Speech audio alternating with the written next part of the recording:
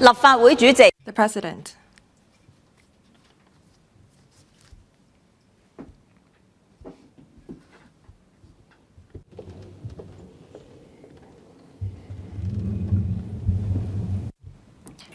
Good morning, members, government officials. We resume the debate on promoting tourism and catering. Ms. Michelle Tang.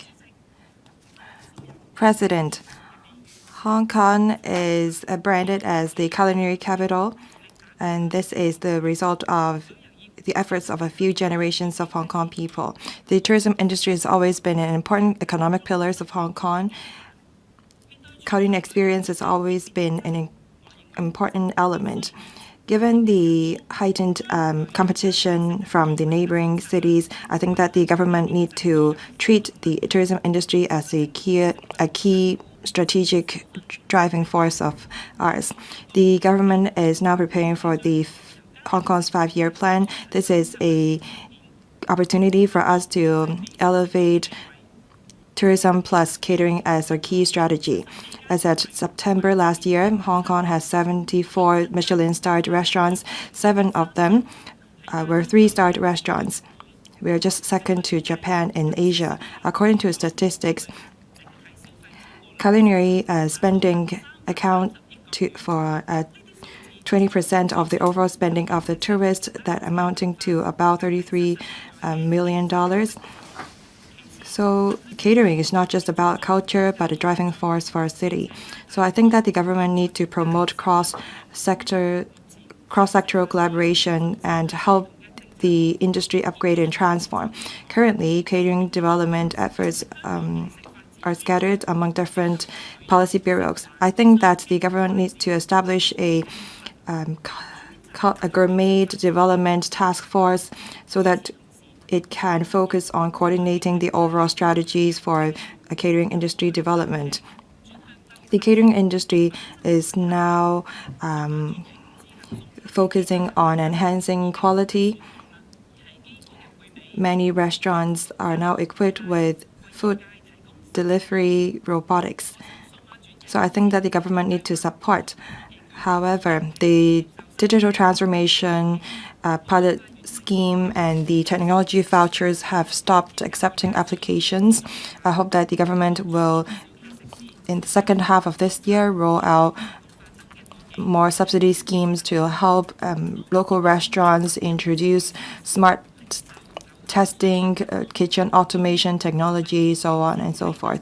And I also think that we need to improve how mega events can collaborate with our catering industry. Say, for example, putting up signage at the exit of the Kai Tak Sports Park to guide spectators to Wan Chai and Central, where there are a lot of restaurants.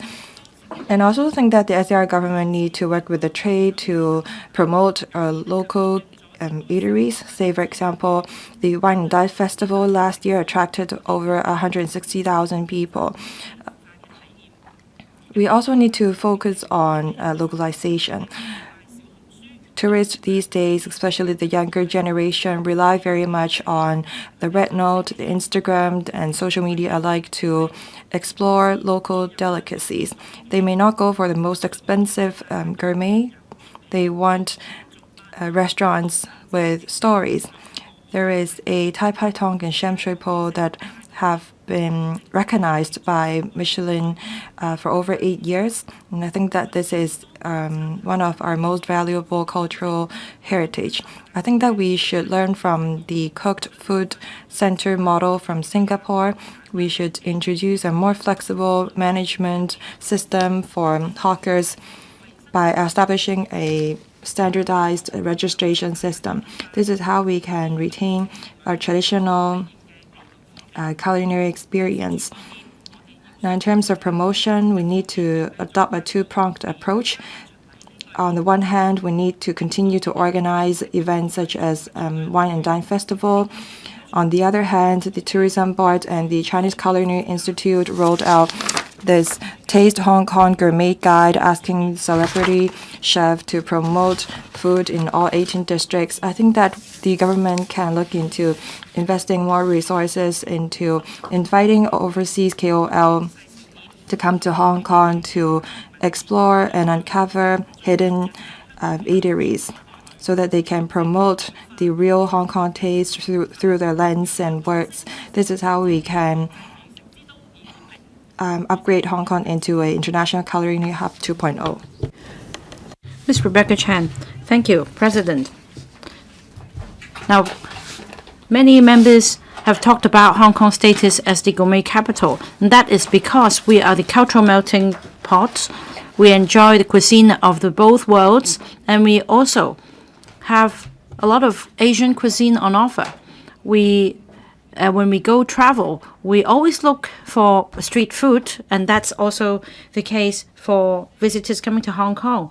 But in recent years, it seems that we no longer enjoy the same reputation, and that is because of the fierce competition from the neighboring places. We need to keep our status as the gourmet capital. We need to rake our brains, and I thank Mr. Jonathan Leung for moving this motion. This is really something we need to discuss, because when it comes to food, it's not just a means of survival. It's a kind of experience of the place's culture. And I think that in order to create a breakthrough, we need to promote the local, unique cuisine to the world. In fact, around the world, Norway is famous for salmon, Switzerland is famous for its cheese, and we have Wagyu beef in Japan. This is exactly what brings visitors in. They will go visit the place only for the food. So we need to combine food or gourmet economy with tourism. In fact, we do have some quality local produce, such as Pak-chi, as well as ginger in Pak-leung, and also Sayang choy or the watercress vegetables in Chun-Lung. They are very unique, and I also like to praise AFCD for enhancing publicity efforts in recent years to promote local produce. We have quality products that fare as well as imported produce. So I think it's time we consider setting up a unified brand to support the local A&F industries. But we need to have sufficient talent and resources. For example, we need to identify local produce that can enhance our international profile, and those which have potential for marketing. We can also compare with food from around the world, and on a regular basis we can have, for example, competitions of cooking using local produce, and that there'll be a greater chance of visitors and locals having exposure to our local famous cuisine and produce. And we should work with hotels and airline companies, restaurants, so as to further promote local produce. Now, it is important to enhance user experience as well. Regarding recreational farming and fishing, the government should consider granting licenses for sightseeing fishing boats to take passengers out in order to have a taste of fishing operations, as well as the fresh catch. Of course, for the agri experience, this will be very attractive for locals or visitors. The government should enhance support and enhance transport connectivity, as well as consolidating routes, so as to put all the local produce resources in a package for tourism promotion. And we also have ICH, such as Hong Kong style milk tea, and also barbecue pork, preserved shrimp paste, so on and so forth. These are also uniquely the flavor of Hong Kong, but unfortunately, in the long run, these are not sustainable. It's very difficult to make a success in the commercial world, the government should roll out a system to help the successes of intangible cultural heritage. At the same time, the government should make use of vacant markets and school premises so as to allow the masters of these ICH to run the business and to take in apprentices. We can also allow the public to visit these premises so as to give them tourism experience. And we can also have, say, half-day or full-day itinerary to the to the factories of milk tea and dim sum, and we can then rebuild our status in the gourmet capital. Mr. Yeo Ming.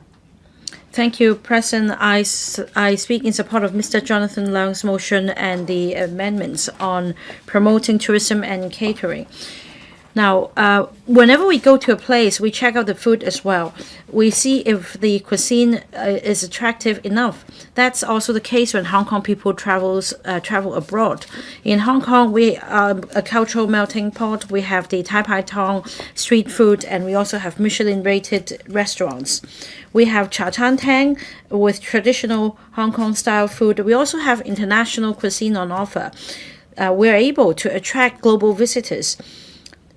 Actually, our cuisine is the reason many people come to Hong Kong. In fact, in the recent May 1st Golden Week, we see long queues outside the Cha Chan Tangs in Hong Kong, and the mainland visitors are really fond of the Hong Kong style food. Now, in 2025, visitor figures reached 49.9 million. That's surpassing the pre-COVID level. In light of the influx of visitors, we need to devise a strategy. We need to be proactive instead of being passive. Ms. Vivian KONG has moved an amendment, and she has come up with ideas such as making good use of the historical relics and the waterfront, etc., so that we can make good use of the vacant public open space for the hosting of mega events. And we can also incorporate the gourmet element to enhance user experience.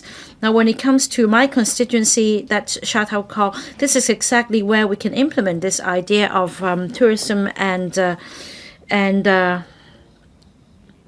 catering, because we have the building in Chung Ying Street, and that's a closed area for more than 70 years. This building has been kept very nicely, and it's really nostalgic, and it also has a sense of enigma. And we also have a lot of traditional food on offer in Sha Tau Kok. We have different traditional dishes. So we can combine catering with historical monuments and relics so as to enhance user experience and for them to truly have a taste of the local culture. Now, the Urban Rural Integration Fund will be very important in this regard. It can help Sha Tau Kok and other villages in the North District with local characteristics to revamp themselves to become the gourmet trail or the food street, and that we can make use of the government resources as well as tapping the community's wisdom to bring vibrancy to the rural economy. In fact, there will be a relaxation measure in Sha Tau Kok. More waterborne activities can be held, and the relaxation will take place on the 8th of May, and this will bring vibrancy to the area and promote the development of the ecotourism. Now, visitors will be able to join groups in order to visit Chung Ying Street, and this will be a very good and orderly experience. They'll be able to help promote the development of cultural and historical tourism. We can also add the element of catering. We need to address, however, the issue of environmental hygiene. We need to make sure that waste will be properly be disposed of, and we can also promote the use of biodegradable food packaging. And together with publicity and education, we will enhance the awareness of visitors and locals, so that we can keep the place clean while promoting gourmet tourism. I hope that the government will work with the sector so that visitors who come here will love Hong Kong for the experience. Next, Ms. Nixie Lam, I thank Mr. Jonathan Leung for moving today's motion so that we can have a discussion on how we give play to our unique advantages and promote tourism and catering. Tourism has always been a core driving force of Hong Kong's economy, which is an open economy, and it's also pivotal to our economic recovery. It brings impetus to various industries as well. For example, hotel, catering, retail, transportation, all these industries are correlated. I remember about 10 years ago when I was working in a bank, there was an Italian customer who told me that among all the Asian cities, she wanted to stay in Hong Kong exactly because we offered the most authentic Italian pasta. And that's really the impression I have. In order to attract visitors, we need to offer cuisine, and we need to combine catering and tourism. Only by doing so will we be able to guarantee sustainable development of the tourism industry. And for a long time, Hong Kong has enjoyed the reputation of being the gourmet capital. We are culturally diversified, and we have a very strong background when it comes to, say, Canton cuisine and dim sum. And we also have Michelin high-ranking restaurants, we have street food, and we are quite unique comparing to other cities that cannot be copied. Basically, the competition is getting fierce, and if we stay put and be passive, we will our advantages will be eroding quite fast. So we need to do something about this and give play to our advantages. There are some major international cities losing out as a result. In order to keep our position as the leading tourist city, we need to enhance tourism and catering. That means we need to devise a strategy for long-term development to enrich the tourist experience, and we also need to tell good stories to the world. Now, in light of labor shortage, high operating costs, and digitalization, which is the major trend, the government should provide additional resources to support SME businesses in the catering industry, so as to help them go digital and go auto, so that they can optimize the workflow and save manpower and the overheads. This can take the burden of the catering industry.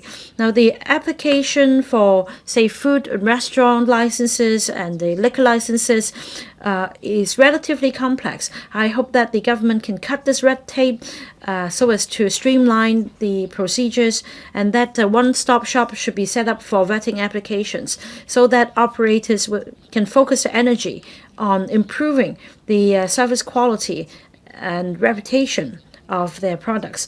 Now, yesterday, quite a few members talked about high-end Muslim tourism market. It has a lot of potential. Starting from 2024, I have been promoting the setting up of a halal food certification system in Hong Kong. Now, we need to create a Muslim-friendly environment for tourists. Now, at the moment, the halal certified restaurants in Hong Kong has gone up from 70 to over 200. So that's really an exemplary result. I thank the government for their efforts, but we need to do more. For example, for vegetarian restaurants and other SME restaurants, they may not be very clear about halal certification. The government should help them and so that more restaurants can qualify. Now, President, in fact, last year when I went on a visit to ASEAN countries, the ambassador in Singapore told me there and then that he's really fond of roasted goose in Hong Kong, and I really feel proud. I think that's what we should do to bolster our status as an international tourist city, which can help bring economic benefits and help us upgrade and transform. I think that through today's discussion, we can find a way out to further promote Hong Kong's brand so that the world can know our brand better.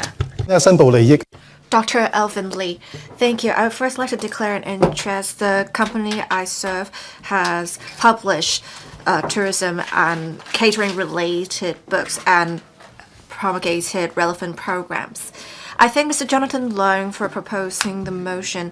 We have a lot of restaurants that have received world awards. We have also have many restaurants going into international rankings. We have many members mention these achievements. I won't repeat them, but it really demonstrates the efforts of the catering industry of Hong Kong over the years. But we do see a change in the consumption habits of visitors. Visitors don't only come to a location for attractions. They want to listen to the stories. They want to learn more about the culture. So we really need to deepen the cultural content in tourism and catering. I think we can really combine tourism, catering, and agriculture and fisheries and incorporate cultural elements in them to make the things more three-dimensional or even multi-dimensional. I think most people know we should combine cultural relics and rural tourism attractions. As Ms. Vivian KONG said, we can really have more in-depth cultural tourism in rural villages. We have many attractions in the new territories, villages, etc., that are very closely related to the development of Hong Kong and its history. We still have different traditional cultural relics in the new territories attractions. We can perhaps have villages tell visitors about the different practices as well as cultural stories. They are quite attractive to young families. I would also say Shuttlecock is a good example. We have done much in Shuttlecock, but I think we can do more to tell good stories about the culture and basically incorporate more cultural elements. We really need to make things more boutique. We need to make content clear, succinct, and fun. I hope the government will work with the relevant industries to have more specific routes providing boutique content. We also need to promote cross-sectoral cooperation. Mr. Jonathan Leung talked about how we need to have more cross-sectoral collaboration and strengthen publicity. I very much agree. We have many cases of media content boosting tourism and catering. We have a famous program in mainland China promoting food in different mainland cities. It has successfully boosted tourism in different places, and we also have a specific Shunde documentary. It has really boosted consumption in the catering industry in Shunde as well. We understand how important it is to have good publicity, therefore. But with the changes in needs of visitors, with the strengthening of publicity, it's not just about telling people that food is good, it also is about incorporating different unique elements in publicity, especially with making use of media content. So I hope we can have more media content on Taste of Hong Kong. We should also have more cross-sectoral collaboration. We often talk about ourselves being an international culinary hub, but we are not recognized. We have the UNESCO certification. We have 50 odd cities in the world who have been awarded that certification, but not in Hong Kong. Hong Kong can really strive for certification by UNESCO so that we can make for a brand. I so submit, speaking in support of the motion and the amendments. Mr. Townshend Kok, thank you, President. We have tens of millions of visitors each year. We want to make sure visitors come to Hong Kong again and again. The tourism industry needs to understand continuously the needs of visitors. And we have in early this year a survey about visitors' preferences. Visitors coming to Hong Kong apparently are also interested in ecotourism on top of just gourmet and other attractions in Hong Kong. So I think we can incorporate more cultural elements to act as a starting point of integrating culture and tourism. We should also have cross-sectoral collaboration. President, new territories is the embodiment of the rural culture of Hong Kong and traditional foods. There is great potential to tap into. In Campton, we have early this year a festival held that is only held every 10 years. We had many citizens going specifically to the location to watch the different traditional performances. There was also a food festival which was very well received. The traditional food culture in new territories is also rich. We have many locals and visitors go specifically to new territories to experience the traditional foods such as the Hakka snacks as well as the village culture. I think therefore we should tap into the potential of tourism in the new territories. To unleash that potential, I think we can go along 3 directions. One is to make use of the 200 million urban Northern Metropolis Urban Rural Integration Fund. We have 200 odd villages in Hong Kong. We can make use of fund to systematically develop different villages, food culture, to convert village houses into characteristic restaurants or B&Bs, so that we can have visitors truly live the rural culture and realize the vision of urban-rural integration. We should also tap into the opportunity of transformation of Shuttlecock Control Point.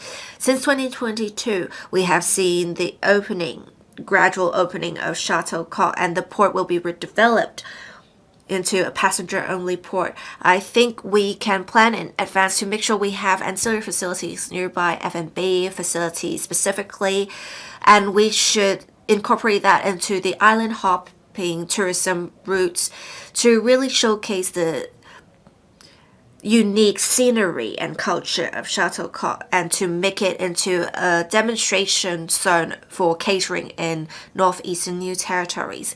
We should also relax administrative restrictions. We have village houses facing multiple restrictions in conversion to other uses. We also lack basic infrastructure in transportation and sewage. I urge the government to improve interdepartmental coordination, to streamline procedures for conversion of village houses into other facilities of other uses, and to have a specific working group deal with the applications to benefit citizens and economy in the area. The National 15 Five-Year Plan talks about in-depth integration of culture and tourism, and we also see visitors seeking more authentic flavors of different locations. I think there are new opportunities to tap into in-boundary economy and rural tourism. So we can make good use of that opportunity to make use of tourism to boost rural economy. I so submit speaking in support of the motion and amendments. Dr. Junice Ho. President, Mr. Jonathan Leung's original motion is on promoting tourism plus catering. I, in principle, support this motion. Hong Kong is a small place, but we have many talents. We shouldn't talk about something long in the past. Even in recent years, we have great achievements in performing arts. Not only those in Hong Kong and in mainland China, other parts of the world, we have people praising our content. If we can make use of that and incorporate such content into tourism and catering, it would be ideal. We have 40 million odd visitors. They would have much to do. They can go through different routes to find out more about the culture of Hong Kong. I think this direction is good. What should we do specifically? Professor William Wong talked about how we can make use of AI to empower different industries.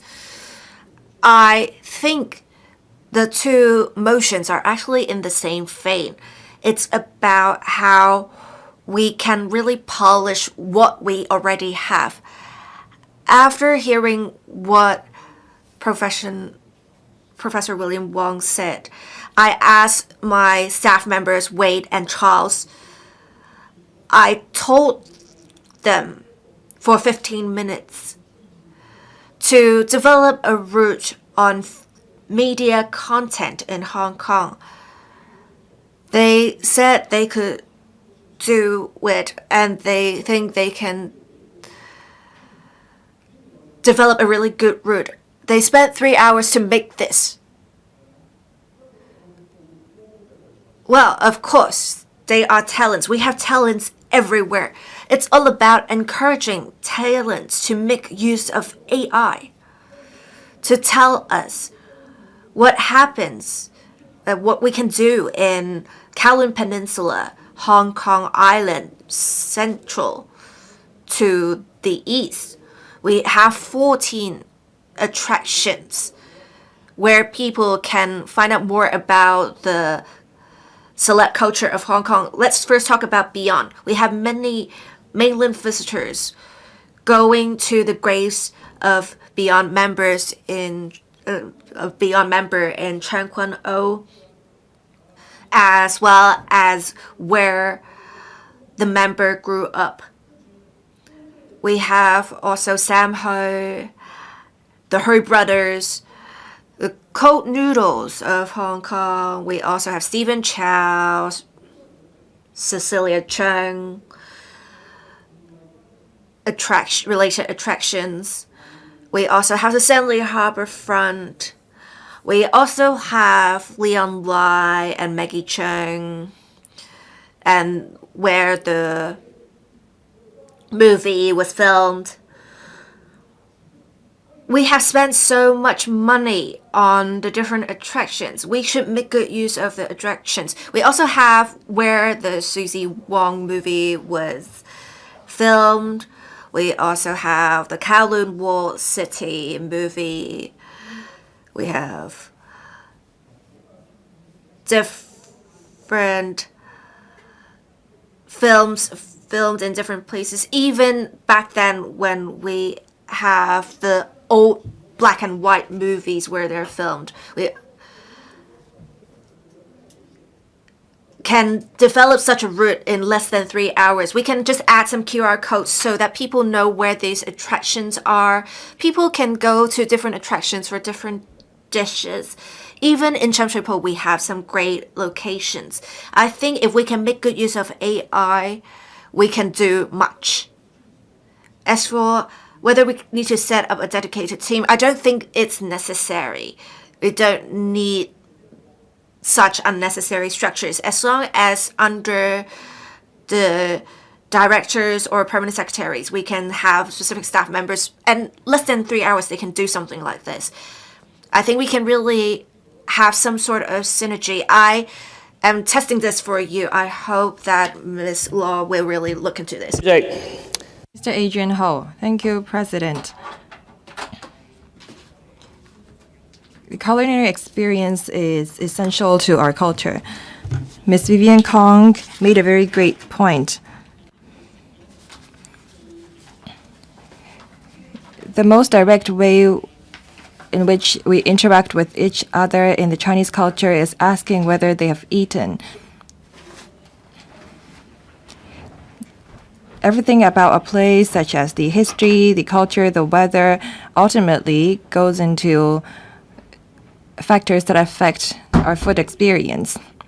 And it's also the key reason why we choose to travel to a place. If the food of a place is not good, we wouldn't want to go there. So when we choose a place to travel to, we look at whether the air ticket is expensive and whether the food is good. If the food is not good, then we definitely wouldn't go there. And that is exactly why there are so many people traveling to Japan and South Korea. Their food is great. On the mainland, the catering culture has become more popular.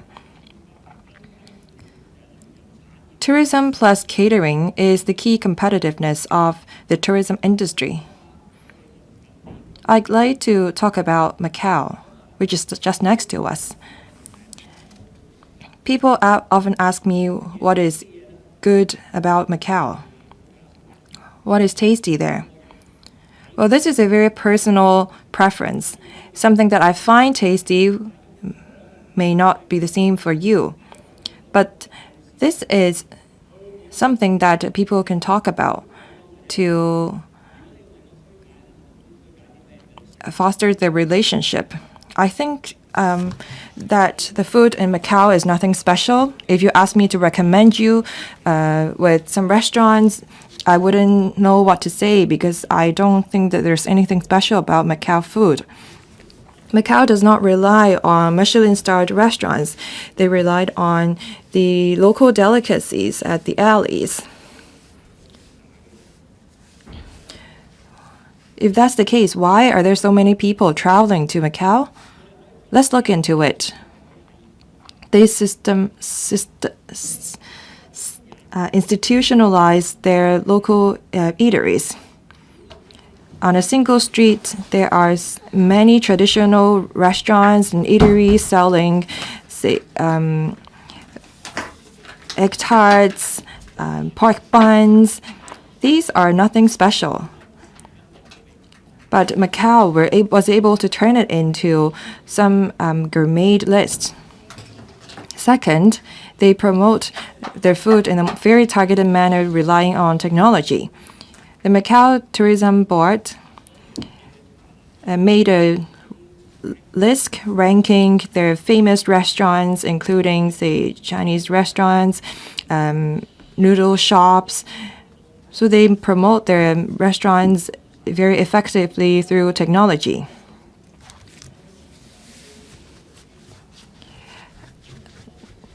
And in turn, people feel that when they go to Macau, they feel the need to eat a pork bun. But there's nothing special about that pork bun. I dare to say that the pork bun in Hong Kong is tastier than those sold in Macau. So what's wrong with us? I think that we have not been able to retain or promote our local delicacies, such as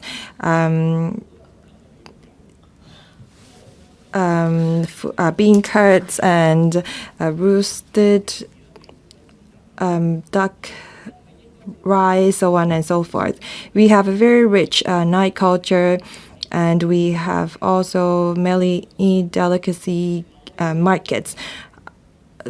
How can we promote them? I think that we need to remove barriers. We need to streamline application procedures. We need to create a trend like what the Macau does with their restaurants. So what is the difference between Hong Kong and Macau? Is that Hong Kong's food is truly tasty. So we must promote our food. Thank you. Professor William Wong. Thank you, President. This topic is very interesting. Dr. Junius Ho just talked about technology.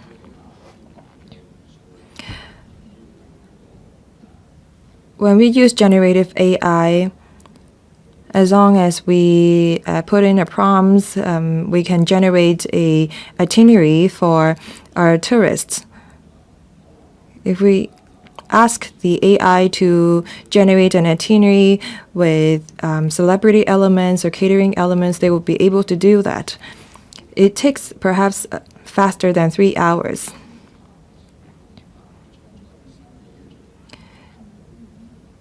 It's perhaps difficult for us to generate something from scratch. Second, I also like to talk about something related to technology. We've been discussing low altitude economy, and in the Labor Day Golden Week, we see many visitors going to remote islands.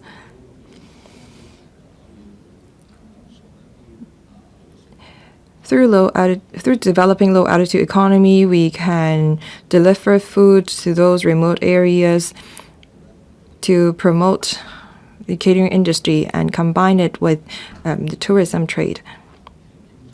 This also applies to yacht tourism.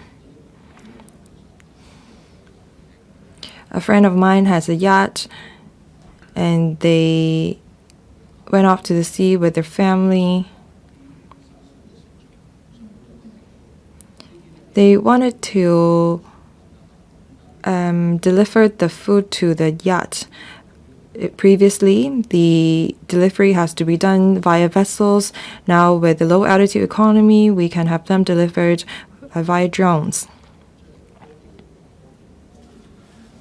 Technology does assist us in many different ways. It helps us promote tourism and catering industries. But after all, technology cannot replace our culture.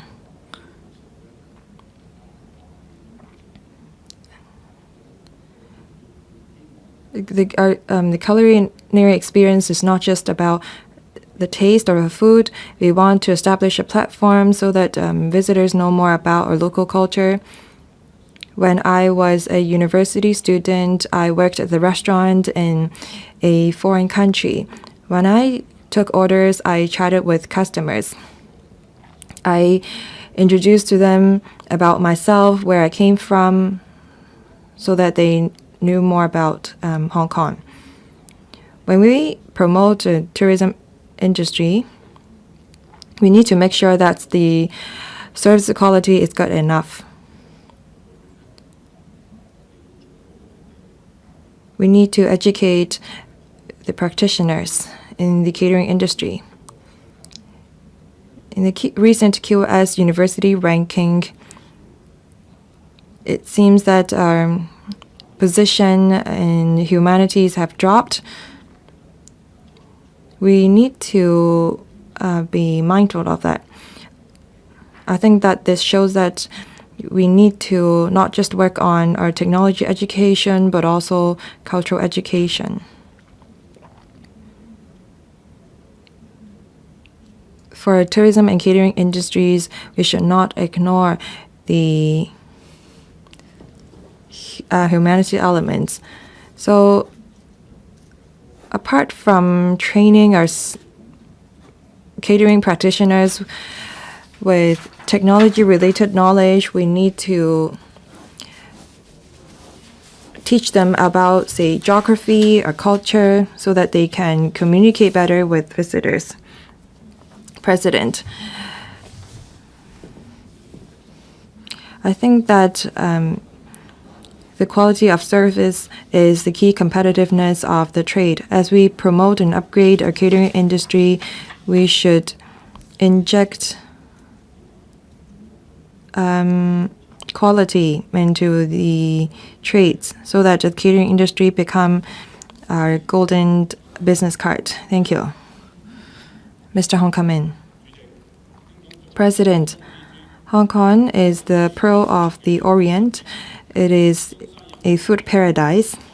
We're a melting pot of Chinese and Western food cultures. Our food is our soul. Tourism and catering go hand in hand. By promoting tourism and catering, we can deepen a visitor's experience and inject impetus into the catering industry. And this is how we can promote diversified development of our economy. The catering and tourism industry have been rebounding. In 2025, we had some 49.9 million inbound visitors, an annual increase of 12%. We had 37.8 million visitors from the mainland. That's up 11% compared to the same period of last year. They spend on average $5,500 per day. And the satisfaction rating of these visitors is as high as 8 points. Many mainland food chains have established presence in Hong Kong, and I think that this shows the attractiveness of our catering market. When I visited mainland, I'd encourage my friends in the catering industry to develop in Hong Kong. The consumption patterns have changed. Visitors go for in-depth experience. They seek value for money, and they want to experience our culture when they come here. According to statistics, visitors are now more focused on non-shopping experience. On social media like the Red Note, we see many photos of visitors on, say, our pineapple bun, on our bean curds, and other food with characteristics.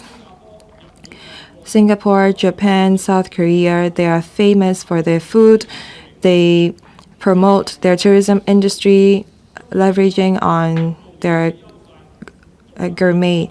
We have unique advantages. We have Cha Chan Ten, we have many Michelin-starred restaurants, we have street food.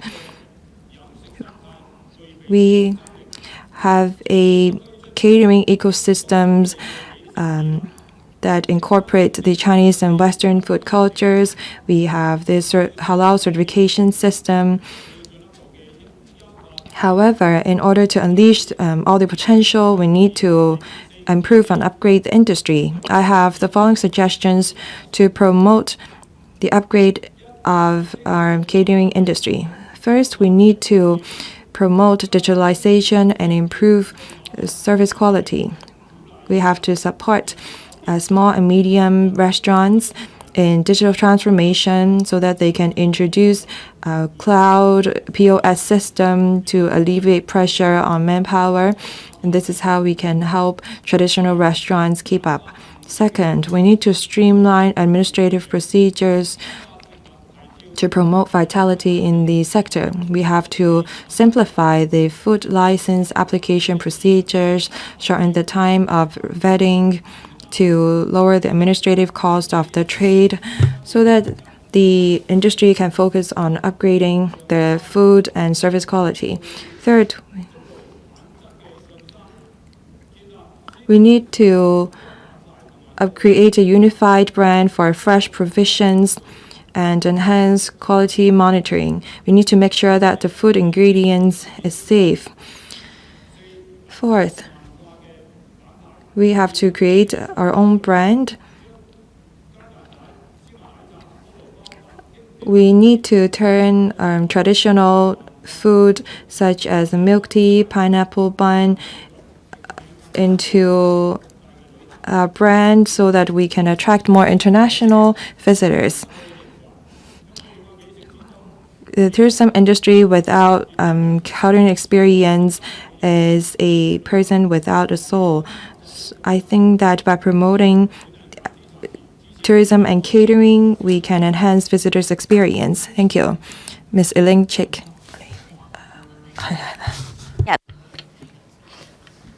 President, I speak in support of the motion on promoting tourism and catering. I fully agree that tourism and catering are both very important. In order to attract visitors, we cannot just survive on chain restaurants alone. We need to provide unique cultural experience to our tourists. Now, when it comes to gourmet, I'd like to talk about our typhoon shelters. Now, the last generation have often told me about the merits of typhoon shelters. They don't talk about how clean the typhoon shelters is. They don't talk about the pet-friendly facilities and other new attractions. They talked about the flavors of typhoon shelter food. And take Causeway Bay Typhoon Shelter as an example. You go out on a boat and you watch the sunset. At the same time, you also enjoy the stir-fried spicy crab. That's Typhoon Shelter style. And I believe this is the collective memory of many people as you enjoy the sea breeze and the gourmet at the same time. And no high-end restaurant in Hong Kong on the shore can replicate that. The government earlier set aside $6.5 billion to revitalize the harbourfront. Now there is improvement as far as hardware is concerned. For example, the East Coast precinct is now connected to Wan Chai harbourfront, and it's really a nice walk along the waterfront. But apart from attracting visitors to the place, we cannot just provide hardware. In order to bring vibrancy to the area, we need to find the biggest highlight, and that is restaurants at sea. Now the FHD does say that you can apply for such a license, but it's very difficult to do so because of the high threshold, especially for smaller vessels. Maybe only the jumbo restaurant could apply for the license. But in fact, even the jumbo seafood restaurant has closed, and that means these restaurants come with high operating cost and high cost of maintenance. On the contrary, for smaller boats, they are more akin to the old flavors of the typhoon shelter. Now, many people would visit the water market in Thailand because they're able to enjoy fresh fruits and barbecues on those boats. Now, we have neglected our tradition of typhoon shelters. The Development Bureau in the past few years talked about allowing restaurants at sea again. However, as far as the current licensing system is concerned, it's not catching up. So perhaps we can all put our heads together and see if this is a viable idea, as long as the hygiene and fire services and drainage aspects are not compromised. This is how we can make a breakthrough. We should think out of the box. When it comes to tourism and catering, we cannot just improve hardware along the waterfront and do things like that. We cannot. We must make sure that our culture can be passed on. We cannot over-regulate. It's just like the neon signs. Now that all the neon signs have been taken down, we start to think about preserving them. So likewise, I hope that the government will grasp this opportunity and revitalize the typhoon shelters so that the typhoon shelter cuisine will not become something of history, so that people can still enjoy a good meal on the boat and the sea breeze at the same time. Thank you. Mr. Scott Leung. Now, we are the international culinary hub, and we need to promote both tourism and catering in order to preserve our status. I support Mr. Jonathan Leung's motion. In fact, we have an in-depth integration model. We are very successful. We have the Temple Street Night Market. We have street stalls, Tai Pai Dong, Cha Chan Teng, and 76 Michelin-rated restaurants, 39 Black Pearl restaurants. These are all attractions for visitors. And this brings impetus to economic growth. But we need to do more. Take the Yau Ma Tei police station as an example. It's now open for visitors, and since then, many locals and visitors alike have gone there to check in, so to speak. And in fact, there is this ground, this yard in the middle of this police station that has not yet been open. I think we should revitalize the facility and expand the area for visitors. We can provide light refreshments or even catering so as to keep the visitors there for a longer time and give them a better experience.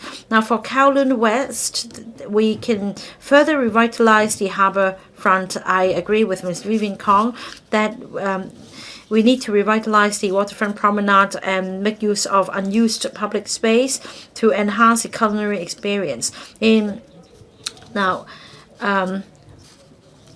Changsha, for example, recently there was a coffee festival. The whole place was packed, but there was a lack of toilet facilities. People had to walk for 5 to 10 minutes to a shopping mall or the public estate, housing estate nearby to answer the nature's call. So we need to make sure that the supporting facilities can cope with the influx of tourists. And the cooked food market and restaurants in local communities can also be a major player. Say for Haiphong Road in Tsim Sha Tsui, there is a cooked food stall.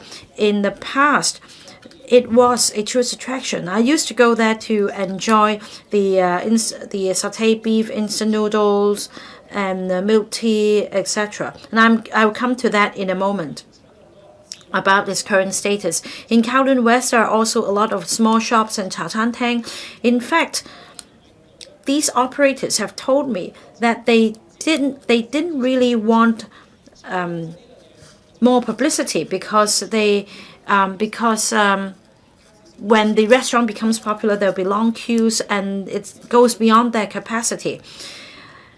And this may in turn become bad reviews.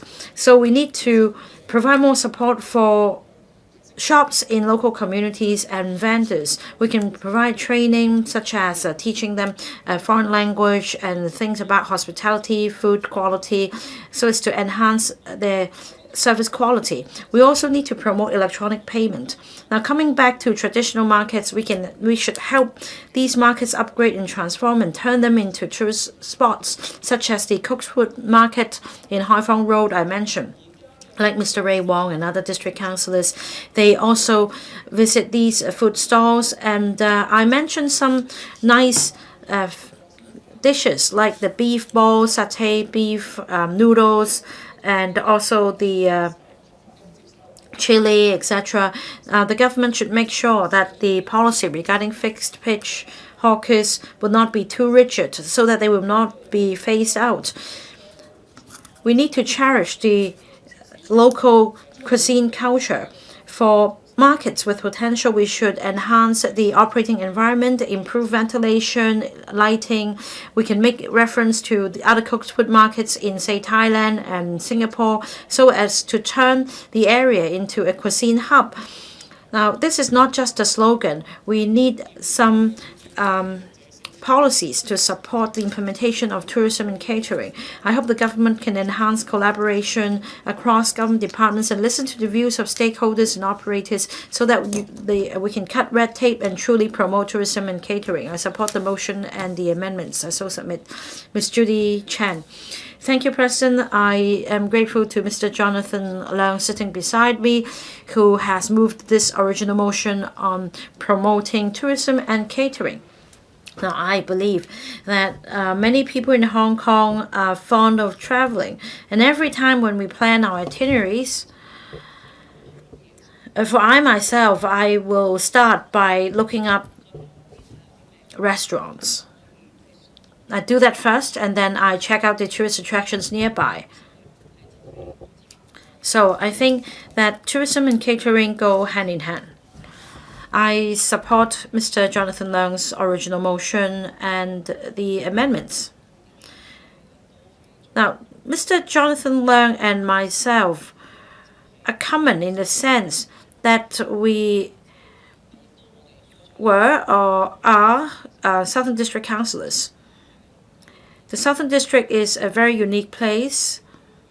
We have beaches and we have hiking trails, and we want to make the district a livable area. And in Southern District, there is a special place called Stanley. It has a few nice beaches, as well as the Mary House. And in the past, many visitors would go to Stanley and stay there for the whole day. And just last week, I took part in an event organized by the Southern District Office. Many visitors came, but at a closer look, you will see a lot of empty shops in Stanley. Many bars, restaurants have actually folded. So we need to ponder what exactly is going wrong with Stanley. Has it to do with poor transport connectivity? Is it because of a lack of local characteristics? The government should do something and make a change. Say, we've been discussing the pet economy. That means we want to provide a pet-friendly environment. What about yacht tourism? Will we be able to allow yachts to go to Stanley so that people can enjoy a drink there? Members have talked about how rigid this government is. Indeed, it used to be quite difficult to get a license. I understand that in a case, for example, it has taken 5 years for a junk boat operator to get a food license at the typhoon shelter, not to mention the jumbo seafood restaurant and the like. We want to attract more visitors. I'm seeing this change in this term of government. For example, I earlier proposed launching a pilot regarding a number of beaches, such as those in Butterfly Beach in Tuen Mun, Ma Wan, as well as the Big Wave Bay in the Southern District, so that we allow commercial operators to run the business on the beach, so that visitors will be able to enjoy these nice beaches whilst bringing vibrancy to the local economy. Now, it's getting more and more difficult for restaurant operators.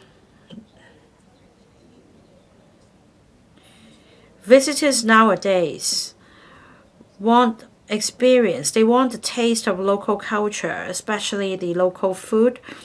And this is where we come in. I hope that we can work on our culinary advantages so as to build our brand as the international culinary hub. And we can also promote local food, that's food made in Hong Kong, so as to keep our overseas visitors there for a few more days, because I know some friends who have flown over to Hong Kong to enjoy the roasted goose. I remind members that according to the rules in the House rules, the time limit for this debate is 4 hours. That means this debate will be adjourned at 11:34, and I will invite the mover to speak on the amendments at 11:07, and we'll deal with the rest of the procedures. Next member to speak is Mr. Hon Vivian KONG. Thank you, Deputy President. I would like to speak on the motion on promoting tourism plus catering. I think Kuntong in Kowloon East would have all the development elements mentioned in the motion. I think, therefore, it is a very good location to test out tourism plus catering. There are many good things in Kuntong. We have Lei Yu Moon, the famous attraction. We have many temples that have long history. We also have the recently revitalized Shui Ping River. Kuntong Promenade is also an important landmark in Kowloon East. But I think we can improve the ancillary facilities.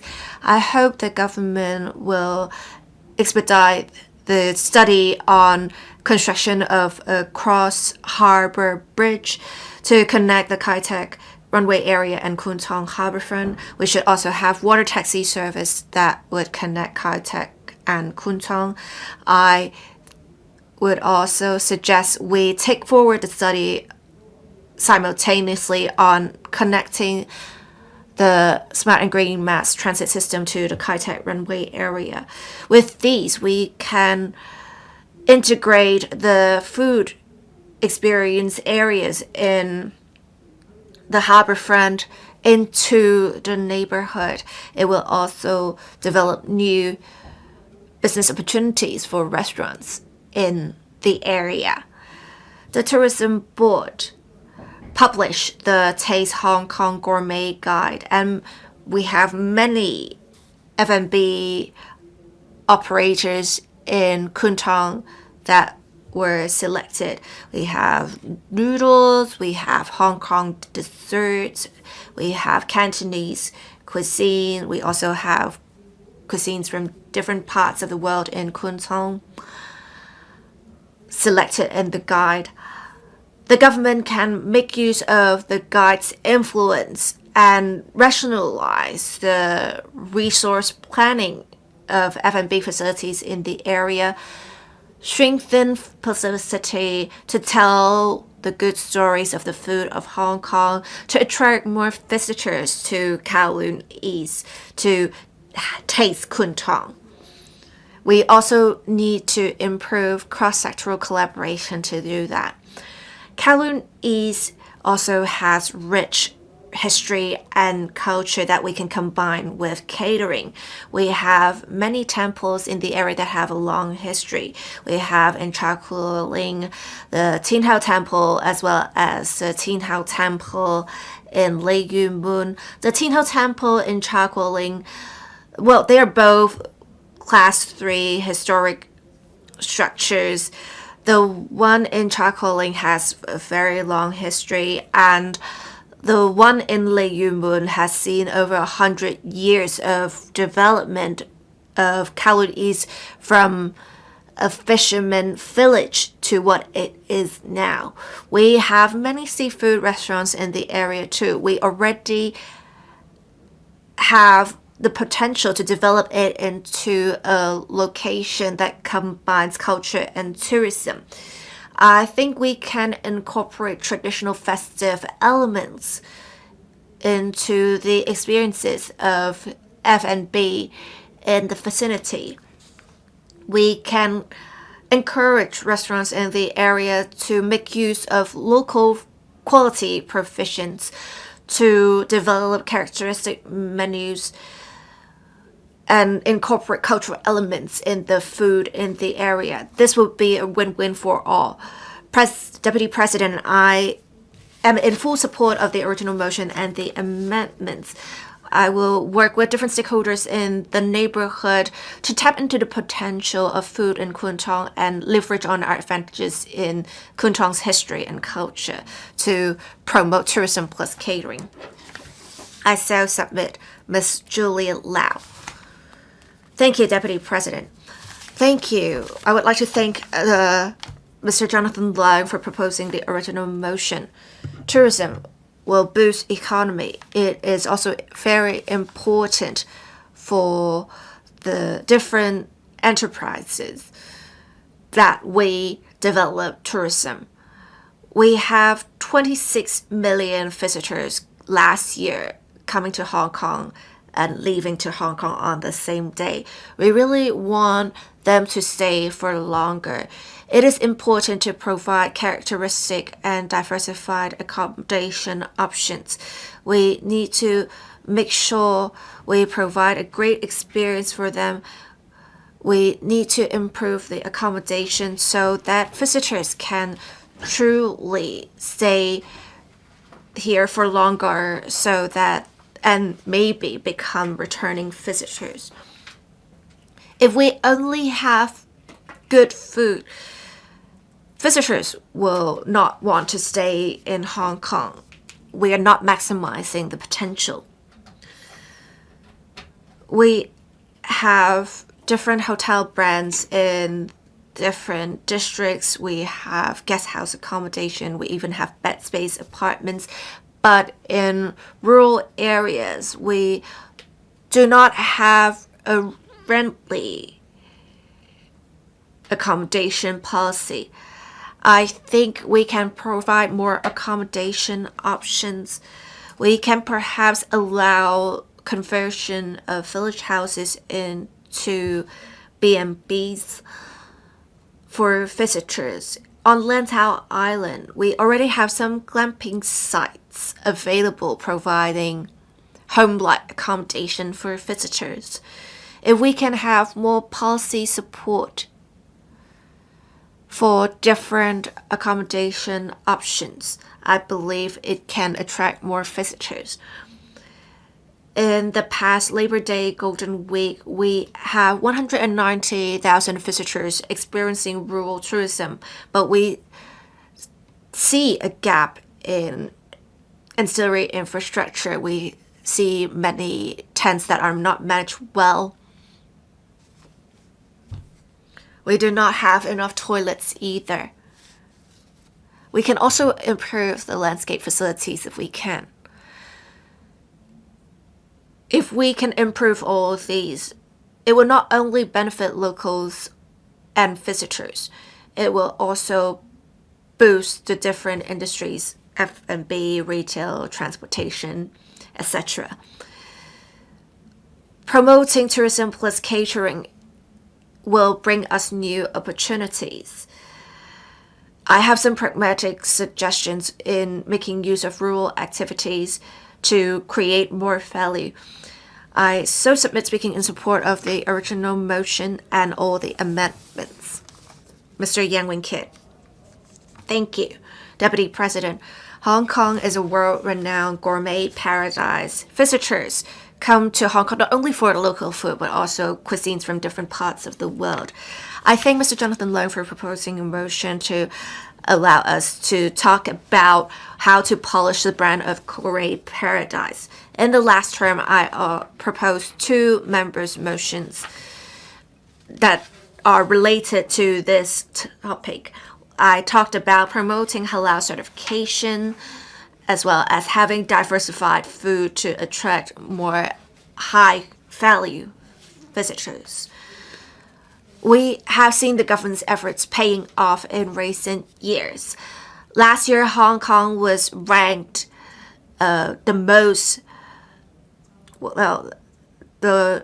Muslim travel destination that has the greatest potential. Together with the halal certification standards promulgated by the industry, I think we have a good starting point. We need to expand the diversity of halal restaurants and expand coverage. We want to have a higher funding limit for traditional Hong Kong restaurants, Dai Pai Dongs, and street snacks to have different traditional flavors such as the egg waffles become halal certified. And we should also have baked goods and snacks that is halal souvenirs for visitors to bring home Hong Kong flavors. We need to have a long-term and sustainable mechanism to encourage industry participation. For the next step, the government should be forward-looking. We should have halal certification move from just being upstream to mid and downstreams, and we should provide subsidies and technical support to restaurants so that we can be a halal friendly destination and thereby attract more visitors. This is just a starting point. We need to make sure we enhance attractiveness in the long term. Apart from having a halal certification that is recognized by the world, we need to have night markets and some home festivals held by clansmen associations that are great examples. We should regularize these different festivals. We should have something like a food passport. We should have different themed areas and perhaps have immersive attractions to provide interactive experiences for visitors so that we can really combine art with food. We can also have more interactions with the neighborhoods so that we can have immersive tourism products so that visitors can explore more about the culture and Hong Kong's unique brand of food and cultural tourism. My second member's motion last year related to this is about reviewing the development strategy of public markets and cooked food centers. We have great cooked food centers, such as the one in Hong Kong is very popular among locals and visitors. Many want to go there for breakfast or they want to go there for stir fry or seafood. We should really promote these cooked food centers and make sure we incorporate this in the development strategy of public markets. Right now, we have restricted models of operation in markets. We want to perhaps promote synergy between markets and cooked food centers so that we have people buying ingredients in markets and then have them cooked at cooked food centers. We can also strengthen publicity by making good use of media channels. We can also create synergy with other festive occasions and make markets into people's photo taking spots. I think promoting local culture and F&B is important as so submit. Mr. Kenneth Lau. Deputy President, Hong Kong is known for being a food restaurant. We're a melting pot of Chinese and Western food cultures. Apart from the town centers, in the new territories, we also have many gourmet, such as Pok-chi, and that is a non-intangible heritage of ours. In Lychee Wall, we have the pork bot, and we have oysters in Yuen Long and Tai Tong, and we have roasted chicken in Shuttlecock. Visitors these days go for in-depth tourism with local characteristics, as well as culinary experience. So I think that the SAR government need to make good use of unique advantages of having so many delicacies in new territories to promote this new type of travel model. This is how visitors can experience the new territories. This is how we can turn Hong Kong into an international culinary hub with traditions and innovations. For us to promote tourism and catering, we need to work on 3 different areas. First, we need to improve our traffic and transport infrastructures. Many delicacies and restaurants are in remote areas, such as the pork pot in Lychee Wall and the cha guo in Shuttlecock.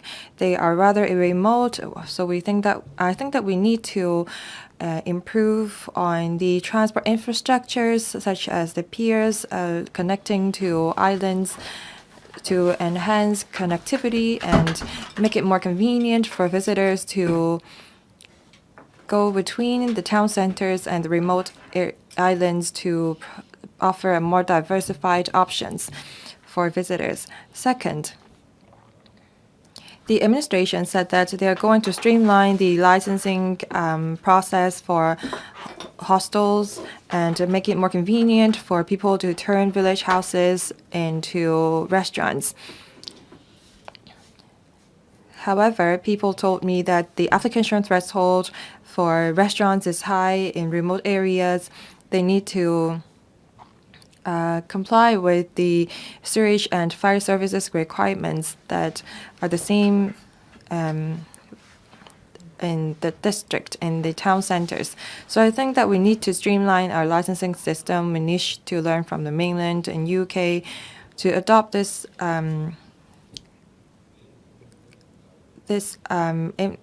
registration first and inspection later model.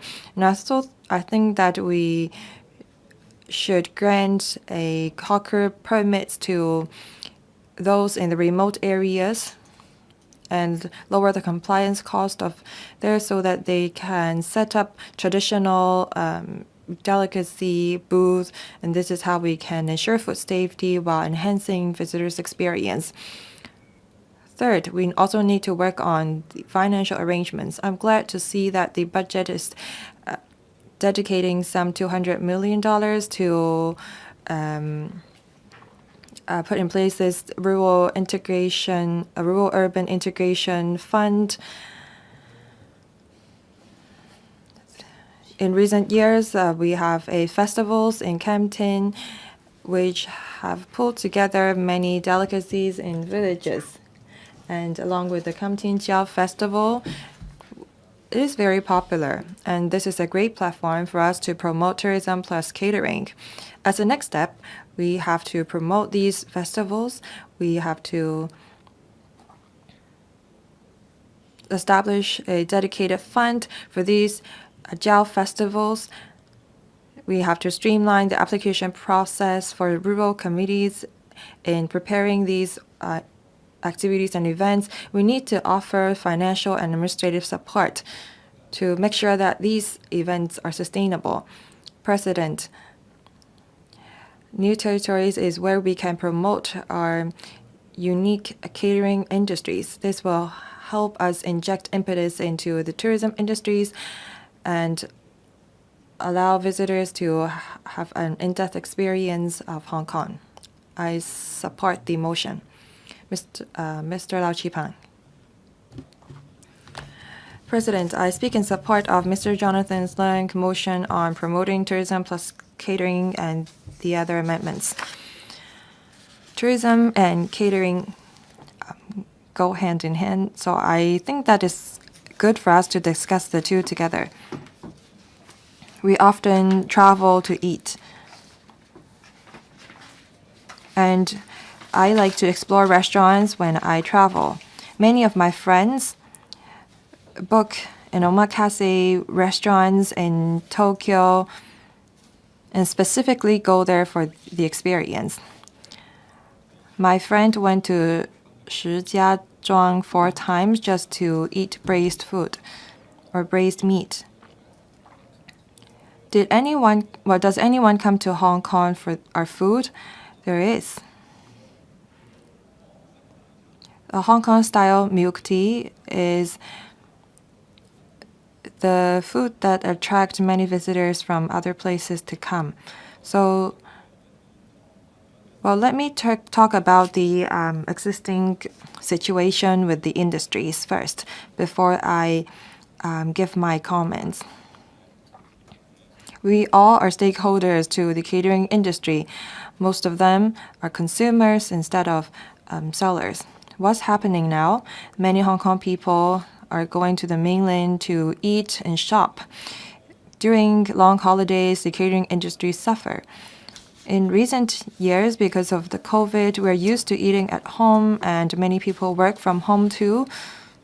So more people are staying at home instead of coming out to eat. And as the economy is not that good, people try to spend less on restaurants.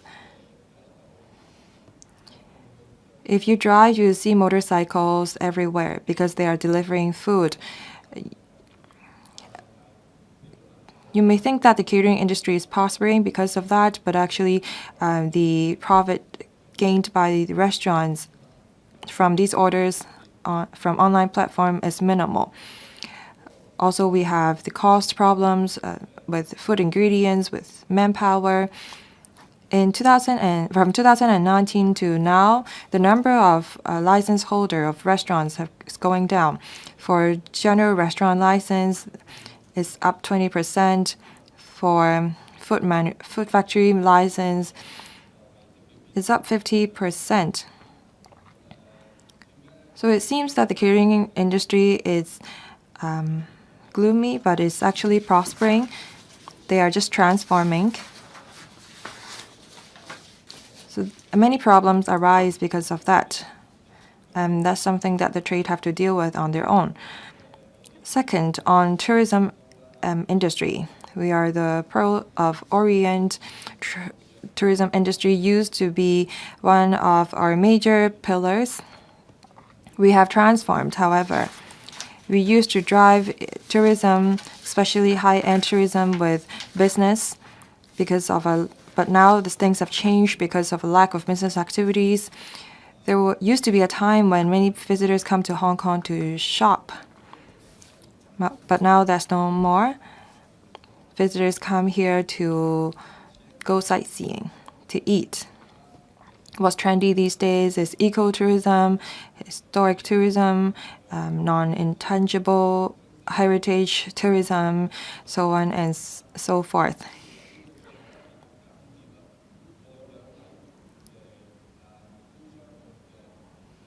There are we have many historic stories that are popular, that attracted many visitors to come. So who should the government listen to? They should first of all listen to themselves because they are also stakeholders. They eat out as well. What's regrettable is that we are not yet a culinary capital.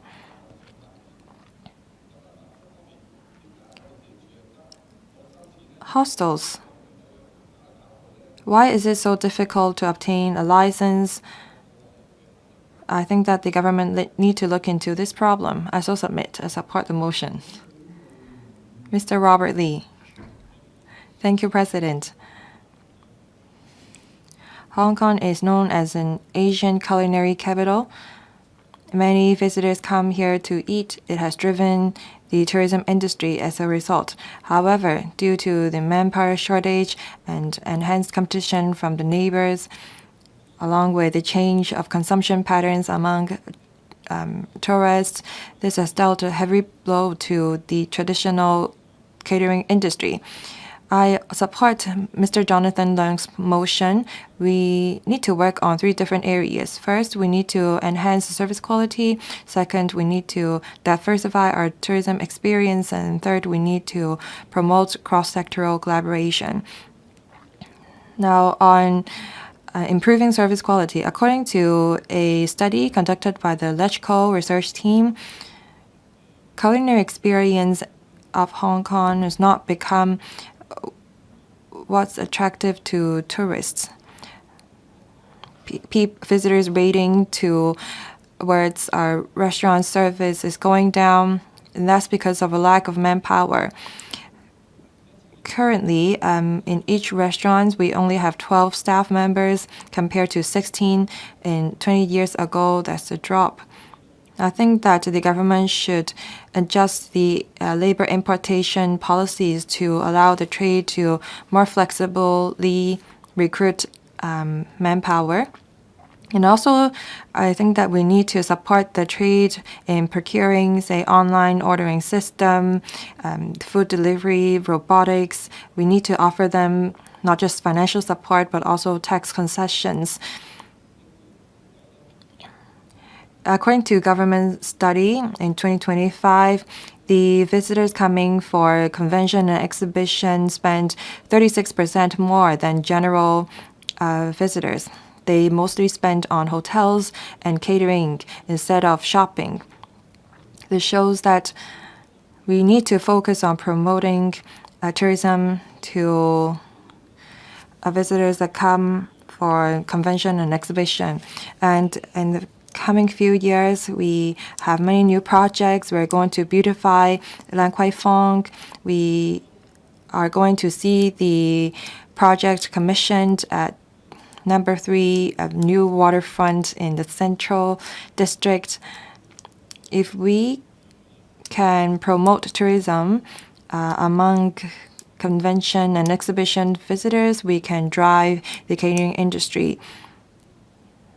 We also have many finance-related tourism spots over the world that are very popular. Say, for example, there is a LED monitor outside the Nasdaq exchange center at Wall Street in the US. Many people take photos there.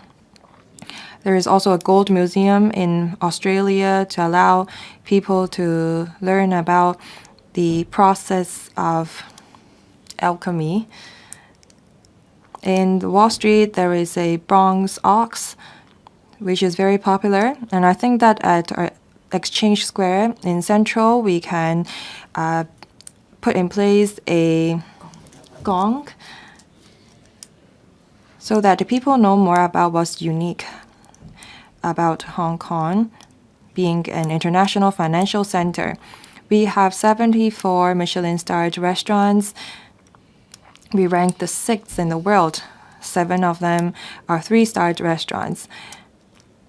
To allow more visitors to know more about the charm of our restaurants, the trade suggests that the administration should work with the airline companies to roll out the packages to extend the stay of visitors. And also think that the tourism industry should develop mobile applications to provide a one-stop information portal for visitors so that they can make bookings, they can plan for their itinerary in a single application. President, you need to promote the collaboration among different industries, including the tourism and catering industry, to enhance our competitiveness. I also submit and support the motion and the amendments. Mr. Lee Kuan-yew. Thank you, President. In the recent May 1st Golden Week, we saw crowds packing the streets of Hong Kong. In terms of the traveling pattern and the consumption habits, we also see a major change with individual visit scheme tours and other online tourism platforms getting more and more popular. There is now a new landscape for the tourism sector. At the Special Finance Committee meeting earlier, I asked the government about smart tourism. I said we need to enhance tourist experience, and the prerequisite is that we need to consolidate information to provide consolidated info about tickets, hotels, catering, tourist attractions. I hope the government can do more than just providing support to the sector. The government should do something to link up different industries so as to promote tourism and catering and be the super connector. In recent years in the mainland, a new consumption pattern has emerged. Just with the stub of one ticket, the consumer will be able to enjoy discounts at various places. For example, there are concessions in relation to tourism spots, hotels, etc. If you buy a $1,000 ticket, you can enjoy a big discount. And even for the during the national games, we were just using the stub. You can enjoy 46 tourist attractions together, and the hotel occupancy rate as a result increased by 50%, and that also brought business to the catering industry. And that shows the benefits that can be brought by the tourism industry. In fact, in recent months in Hong Kong, I've seen some new patterns as well. some restaurants in Wan Chai have joined hands to promote a similar concession arrangement. If you hold a ticket of a local show, you'll be able to enjoy a discount. But I think we need to build an ecosystem for ticket stubs specifically. I think the government should play the role of a platform operator, and that is to provide a platform for the tourism industry to provide information about accommodation, catering, tourist attraction, and transport, etc. So that just by holding a stub of a ticket to, say, a show or a tourist attraction, you can then exchange for, say, a drink or concessions for transports, etc. And we can also help promote digitalization of the industry. For example, by making use of blockchain technology to verify the ticket stubs and for vouchers to be redeemed. Now, as for tourism products, now we also promote the industries of Hong Kong. And this is exactly an opportunity for us to promote the cuisine culture in Hong Kong, so that we can provide a package of tourism products with the local elements, that is the made in Hong Kong element, so that tourists will be able to understand the local culture and history through the arts and crafts and through our gourmet. At the same time, we need to ensure there is sufficient capacity and that the practitioners are properly trained. The government should enhance training support for the practitioners, for example, on digital marketing and the design of tourism packages, so that they can hone their skills. Now, President, I want to promote the stub economy, and that is using a ticket as the starting point. We can link up all the concessions to improve the tourism ecosystem, so that we can promote local spending and help create jobs and help industries upgrade and transform, so that we can enhance our competitiveness.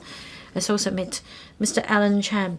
Thank you. Before I speak, I need to declare interest. I'm a COO of a listed group. The group covers various businesses such as catering, etc.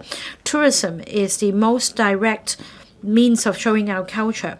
We have the wonton noodles offered by street stalls. We also have the 3-star Michelin restaurants. So we have the different things on offer across the spectrum.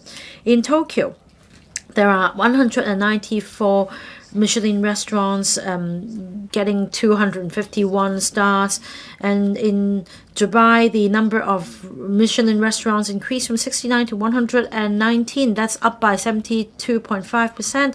Hong Kong used to be the international culinary hub, but now we're facing some daunting challenges. First, the competition is getting more fierce. After Dubai has won the 3-star status, an all-out effort has been made to promote Dubai as a Michelin city.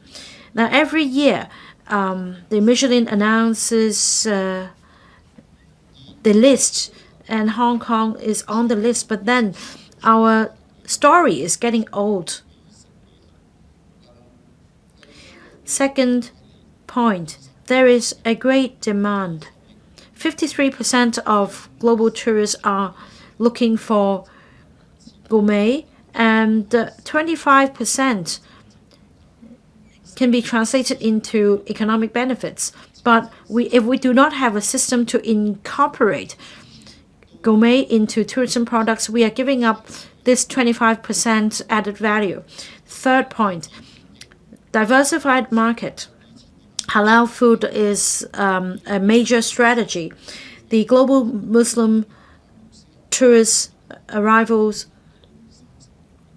are expected to reach 250 million by 2028, generating an income to a tune of 225 billion US dollars. In the first 4 months of 2025, 360,000 Muslim inbound tourists have been recorded in Hong Kong.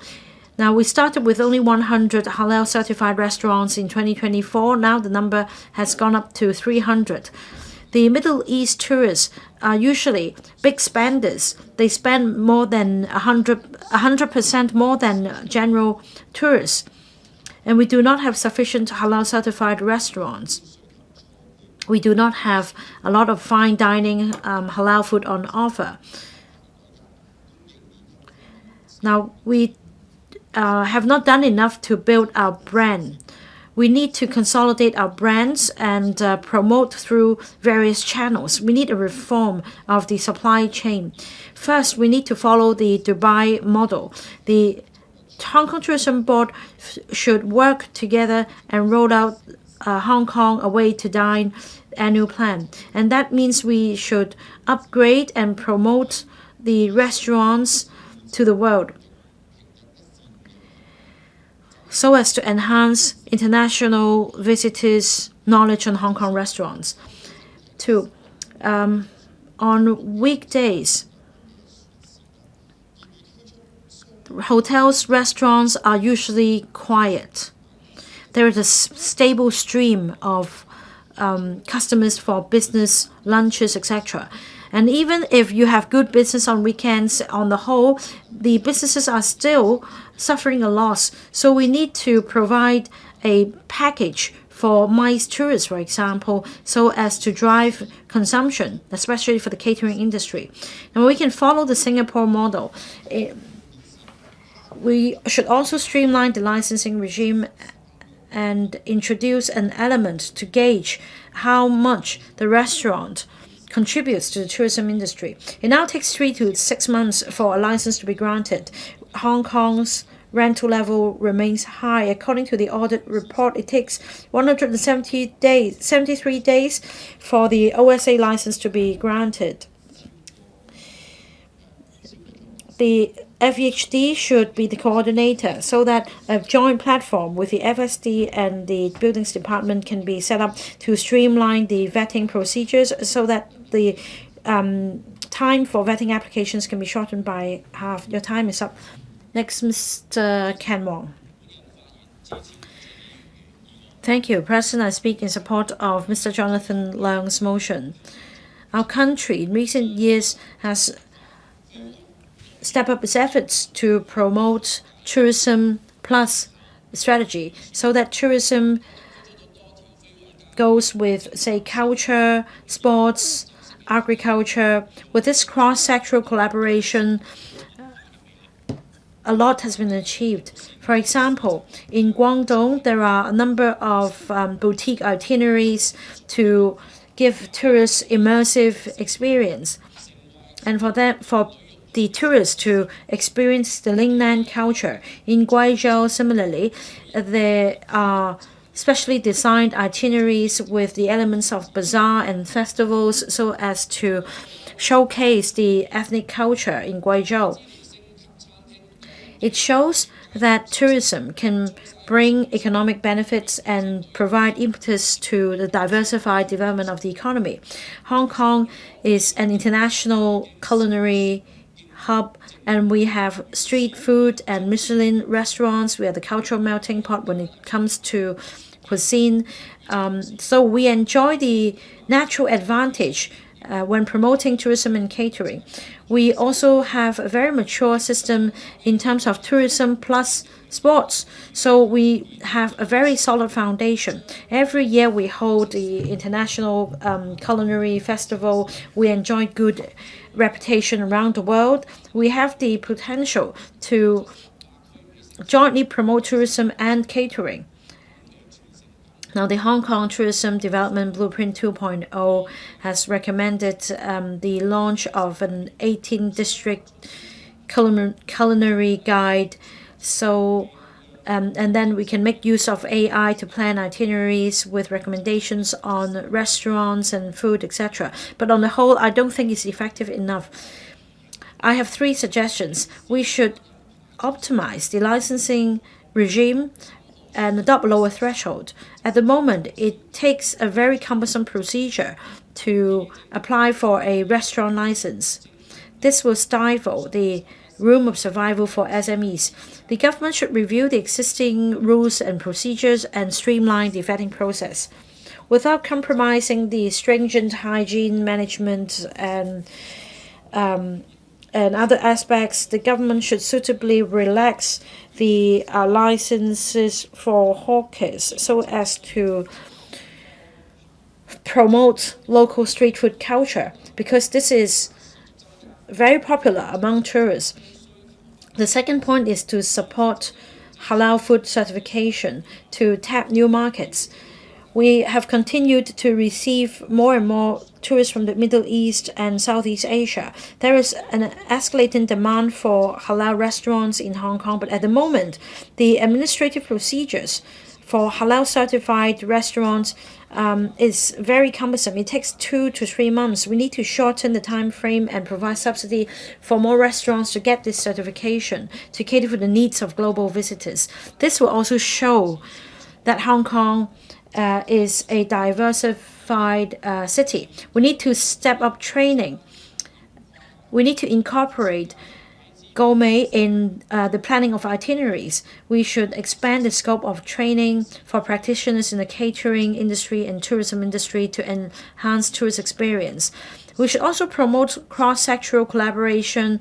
For example, we can design an itinerary comprising Michelin cuisine as well as local cultural tourist attraction. We can have a night market and street food for different groups of customers so that visitors can stay here for longer.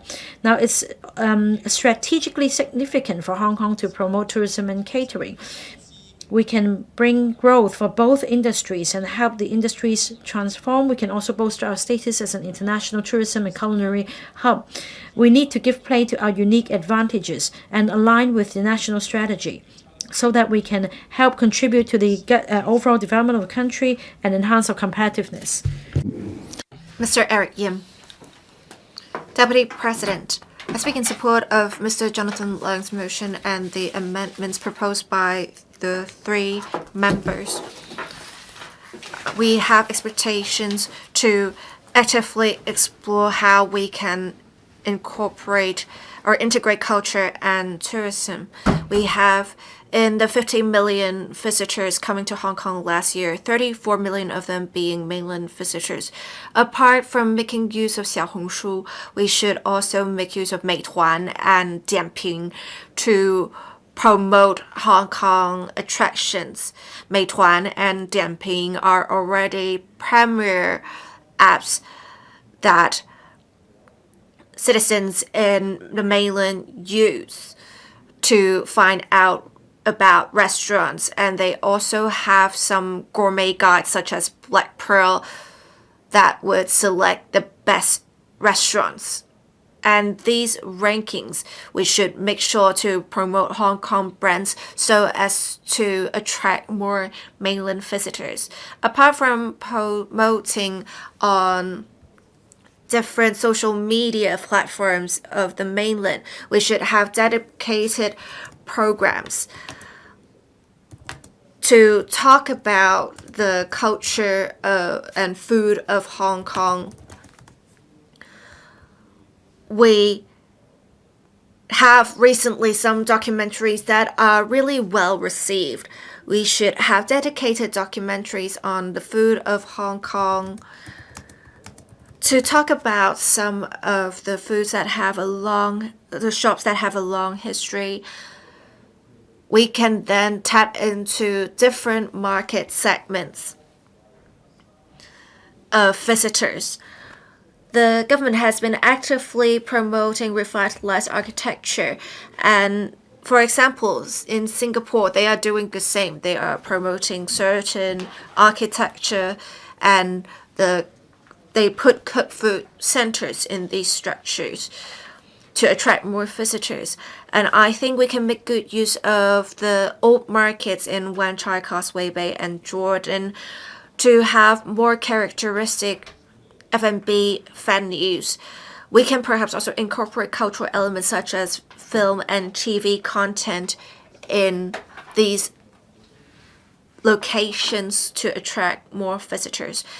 Temple Street is a signature attraction for visitors. I think the government can enhance the environment while preserving the general vibes of Temple Street. We can have characteristic locations such as the old ballrooms in Temple Street to make Temple Street into a characteristic cultural and food location. We should also leverage on our advantages to apply for international certification. We have an international organization on gourmet food that has hosted an event in Hong Kong last year. It has attracted many government officials to take part. We need to really seize the opportunity to have that international organization host events in Hong Kong, to have them come to Hong Kong so that we will have more of those seeking gourmet food come to Hong Kong. We will soon have the city's first 5-year plan that will align with the National 15 5-year plan. We should dovetail with the plan and polish our brand of Hong Kong being an international culinary capital. Miss Grace Mann. Miss Jenny Mann, excuse me. We have many members talk about Hong Kong is being a gourmet paradise, and it is the pride of Hong Kong for many years. Unfortunately, we have lost some of that shine in recent years. According to the latest data, we have 77 Michelin star restaurants and 39 Black Pearl restaurants. That's a lot, but we have a lot of visitors looking for more in-depth experiences, and they may seek out cheaper eats. So high-end restaurants alone will not be able to support Hong Kong's status as an international culinary hub. Macau is also famous for its food. We have many cities that are awarded with the UN certification of being a food city, and we don't have in Macau some food festivals being held in their signature locations, but the Wine and Dine Festival in Hong Kong, while being well received, can't really boost synergy in the relevant neighborhood. We have cheaper eats, but they are not exactly attractive to visitors because these are also available in Macau at more affordable prices. Why would visitors want to come to Hong Kong? If we remain restricted, we will lose the visitors. We need to reverse this trend. We need the government to coordinate efforts in promoting tourism plus catering.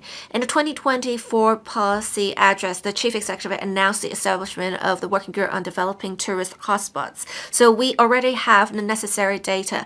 I think the government can make use of such data to help the catering industry upgrade and transform.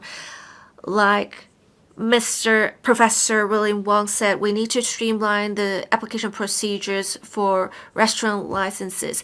The rejection rate is as high as 38%.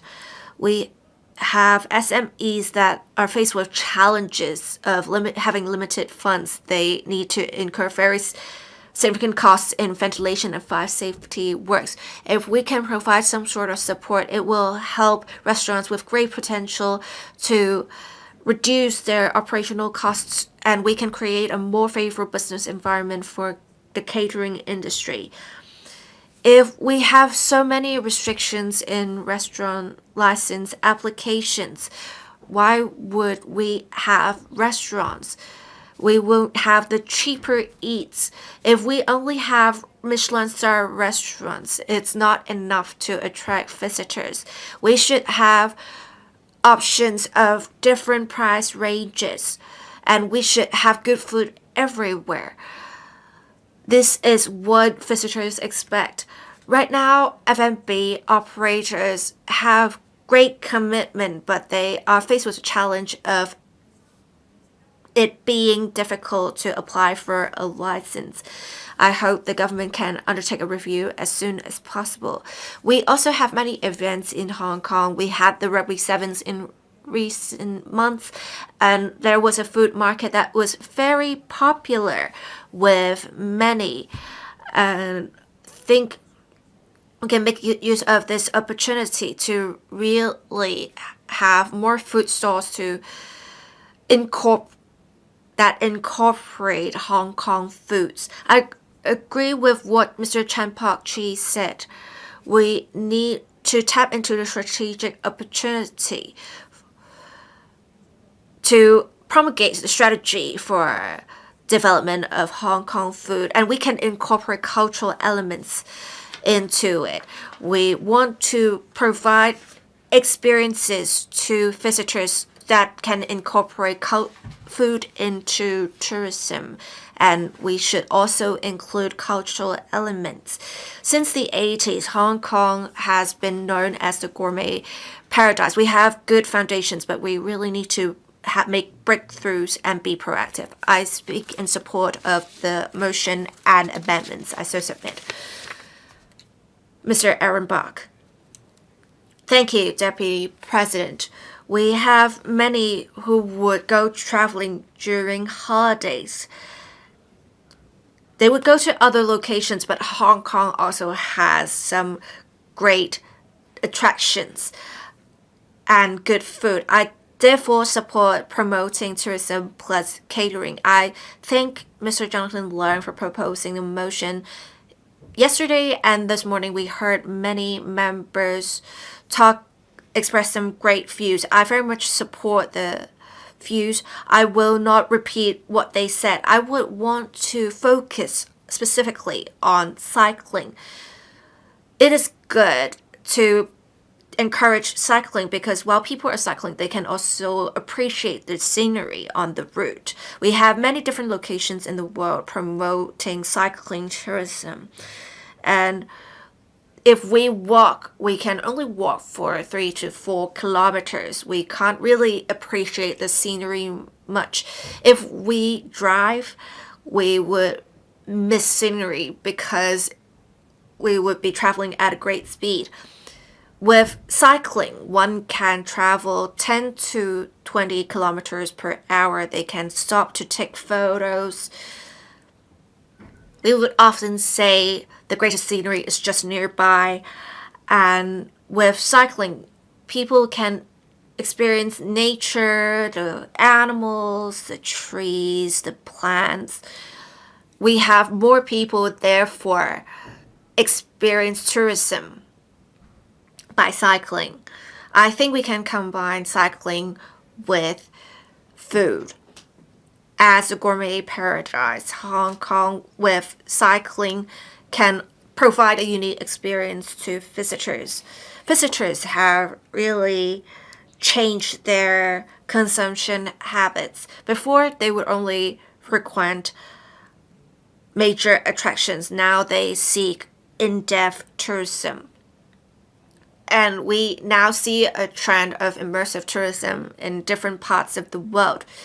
Let me share with you an experience that can really demonstrate Hong Kong is suitable for cycling tourism. During the pandemic, because we could not go outside, I actually developed a route that is 3 days and 2 nights that would go from Yuen Long through Santin, Sanpo Shu to another location, and there was a cycle track. We would also travel on certain roads, but there wasn't much traffic, and then we would go from looking to Brights Pool to Tai Mei Tuk. The next day, we would take GoGo van to go to Sai Kung Peninsula, Sai Kung Country Park, and then we would go to Chun Wen and stay at a hotel. And then we would go through Castle Peak Road on the 3rd day, cycle to Chun Mun, and then go through Lau Fao Shan back to Yuen Long. So this 3-day, 2-night route is packs quite a punch. We can go to looking for Hakka food. We can go to Tai Mei Tuk for Pun Choi.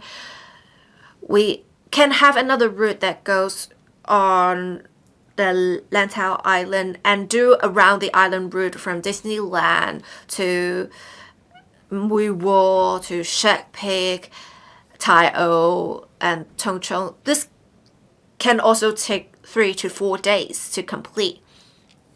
In fact, the tourism board has made some recommendations for cycling in Hong Kong, and there were also some recommendations on food and historical attractions. I think on top of these standard cycling routes, we can have more immersive cycling routes for the professional and high spending visitors. I so submit, speaking in support of the motion and amendments. Mr. Vincent Cheng. Thank you, President. I'm interested in the cycling tourism model that Mr. Pok just talked about. I thank Mr. Jonathan Lee for moving this motion on promoting tourism and catering, and I thank the other members for moving the amendments. If food is something that reflects the culture of a place, Hong Kong has always been a melting pot of Chinese and Western food cultures.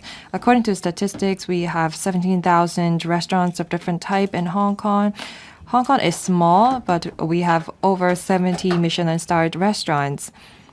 This is one of our selling points. At the same time, we are known as the Asian mega event capital. The government has been organizing many major events and sports games. Many overseas visitors came here because of them. This is when we think about how we can further promote tourism and catering together to create a better experience for visitors. Yesterday, the government just announced the latest figures regarding the Labor Day Golden Week. We have 1.19 million people coming, up 8% last year. 60% of them were overnight visitors. I think that this shows that many people want to come to Hong Kong to experience different things here. Given the opportunities brought by our food and major sport events, there are also challenges. We want to now inject impetus into the catering industries with the challenges and opportunities. I have a few suggestions. As I mentioned, the culinary experience is a key part of people's traveling experience. During Rugby 7, many restaurants in Kowloon City promote a discount that allow customers to dine there at a discount with tickets from the Rugby 7. Many visitors go to different districts that have driven the economy at different places. This has brought the economic benefits from the stadium to all the alleys in Hong Kong. However, restaurants seems to be on their own.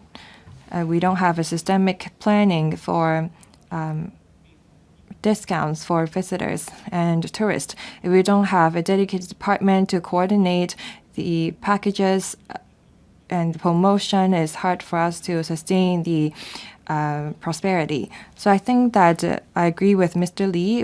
I think that we need to have a dedicated department to coordinate and promote the overall development of the industry. Second, I think that the government should relax barriers to address the difficulties faced by the trade.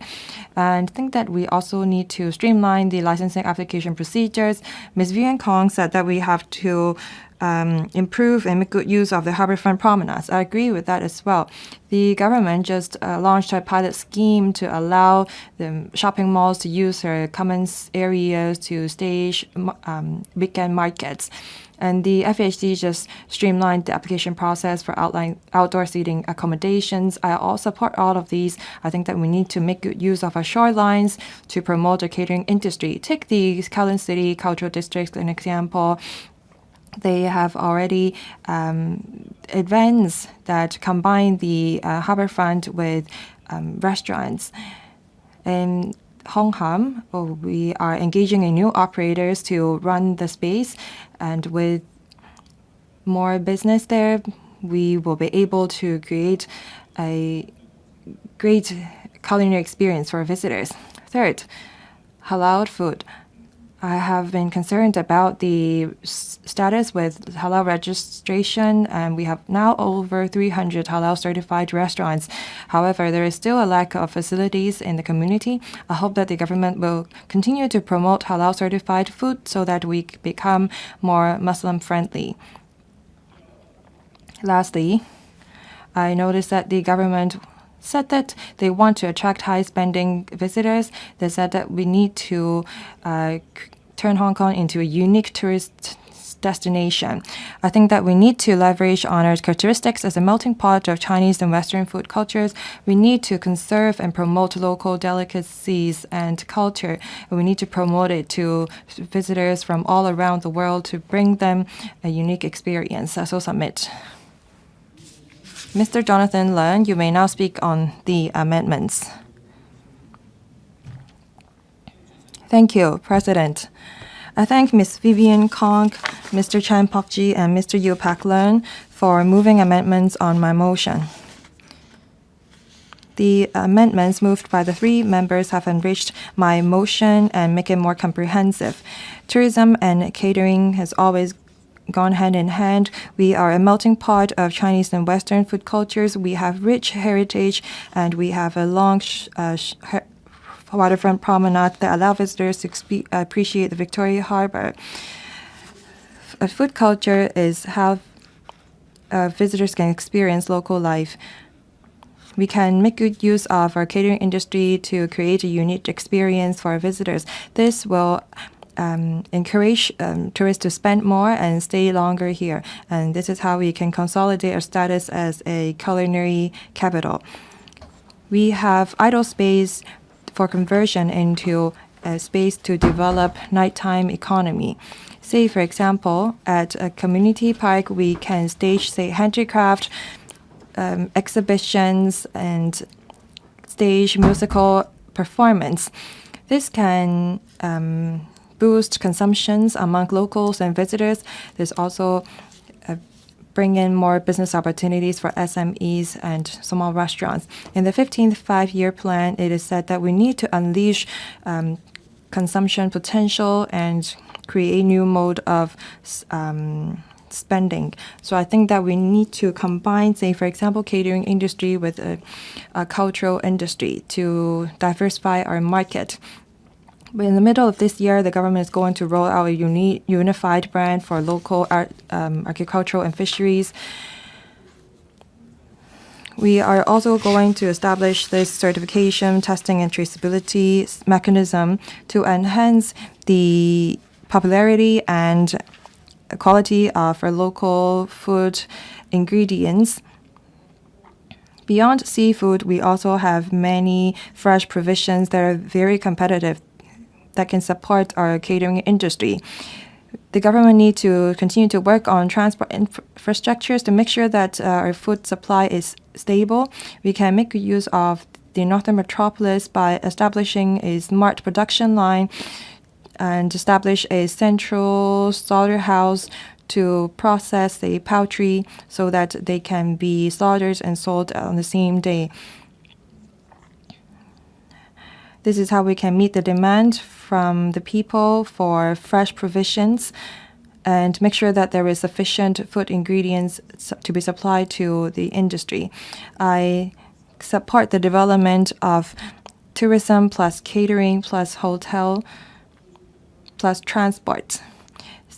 Say, for example, the aviation companies can work with travel agents to provide packaged discounts for visitors. They can also work with cultural institutions to stage, say, food area at the performance venues so that when visitors experience our culture, they can also try out our food. This is how we can enhance our attractiveness as a tourism destination.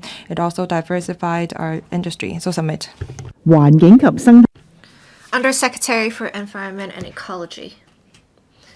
President, I would like to thank Mr. Jonathan Leung for proposing the motion and the three members for proposing amendments. We have just heard a number of forward-looking and thought-provoking remarks from members. I'm now going to give a comprehensive response on the policy areas under the purview of the EEB. We have quite a number of members mention that in order to promote tourism plus catering, apart from stepping up publicity, it is also necessary to allow sufficient flexibility for the catering industry in terms of licensing and operation so that the new concepts and modes of operation can be implemented more expeditiously. This is precisely the direction of work of the EEB and FEHD in recent years, supporting the industry to explore business opportunities. On the premise of not compromising food safety and public hygiene, we will continue to proactively review where we can lift restrictions and adjust the regulatory arrangements in light of the prevailing circumstances so as to allow the industry to respond to market demand more flexibly and introduce innovative and distinctive catering modes, expediting the processing of applications for outside seating accommodation of restaurants. We have many people consider alfresco dining a special feature. In this regard, the FEHD and responsible departments have adopted a new mechanism since April this year to expedite the vetting and approval of applications for outside seating accommodation of restaurants. This issue will also be discussed at the meeting of the panel on food safety and environmental hygiene held this month. Under the new mechanism, approval in principle is expected to be granted in simple and straightforward cases within about a month, and we will also have some application requirements relaxed. Case managers have been designated in various departments to answer inquiries from applicants. On the numerous occasions where we briefed the catering and hospitality sectors on the specific arrangements, the sectors welcomed the new mechanism. We will continue to actively promote the new arrangements, including amongst the sectors, the International Business Committee, and other trade associations and organizations, allowing restaurants to apply for admission of dogs. We see new modes of catering and demands emerging in the market. As packaging has become increasingly popular in Hong Kong in recent years, we will introduce measures to, on the premise of safeguarding food safety and environmental hygiene, allow restaurants to apply for permission for entry of dogs in a gradual and orderly manner by adopting a selective and baby steps approach. Approved restaurants will be required to display clear signs so that customers can see at a glance and choose whether to dine at the restaurants according to their personal preference. We have also Dai Pai Dong that are mentioned by a lot of members. We have some stores that have hawker licenses or cook food licenses. We also have temporary cook food operators under the management of FEHD. The FEHD has provided support by providing refurbishment works for the operators, such as in Central, we have some Dai Pai Dongs, as well as the temporary cook food center on Hai Phong Road. The old-style stores providing affordable food have all along been received well by locals and visitors. People not only enjoy the food there, they also want to take photos at the locations. We have also some operators in Fanling.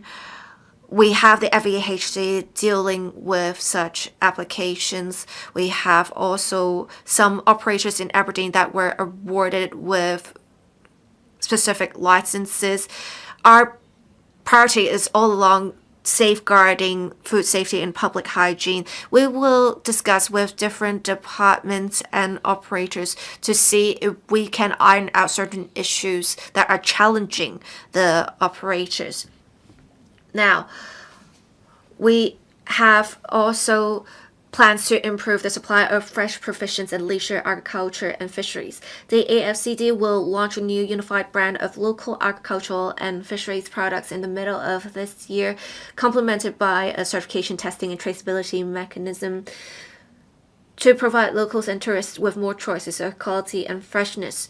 The department will also continue to promote the farm-to-table cooperation model by actively organizing various matching activities for the trades encouraging direct exchanges between different parties, assisting the trades in sourcing seasonal and distinctive local fresh provisions, and encouraging them to incorporate such provisions into their menus. As for imported provisions, we have the direct export of hairy crabs from mainland farms to Hong Kong resumed in last year. Less time is needed for transport now. We will continue to develop new sources of food ingredient supply to Hong Kong and facilitate the export of quality ingredients from other mainland provinces and municipalities to Hong Kong.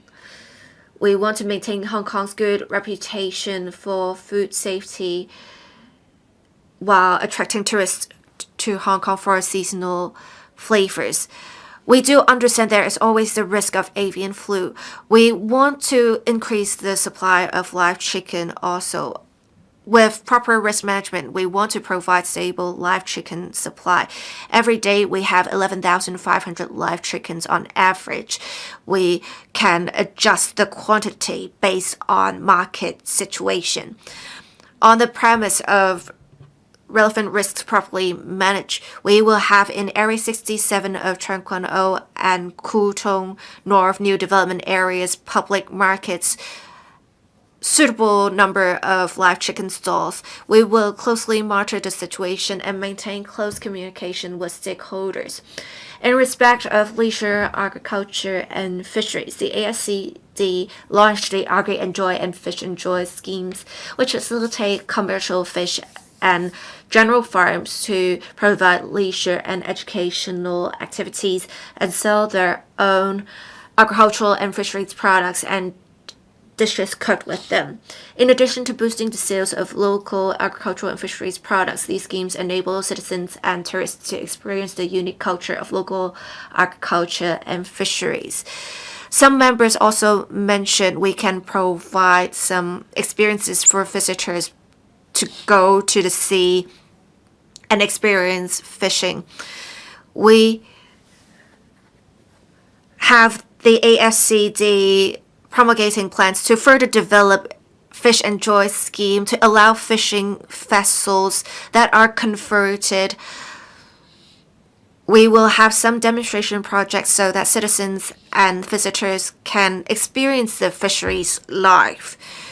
On these vessels, they can also taste some free food, or they can be transported to nearby restaurants to have an authentic experience of local seafood. On professional certification system, we have been removing restrictions to support relevant trades in exploring business opportunities. We will continue to enhance the food business licensing regime to facilitate the operations of trades that would include a professional certification system to provide the option of license first, inspection later. Applicants may still continue to submit applications for the regular route of approval. Relaxing restrictions on types of food that light refreshment restaurants are permitted to sell. In 2023, the FEHD has relaxed the relevant restrictions. We have relaxed regulation to have the basis of regulation now based on cooking methods. We now have light refreshment restaurants basically sell various types of food, thus greatly increasing flexibility in their operations.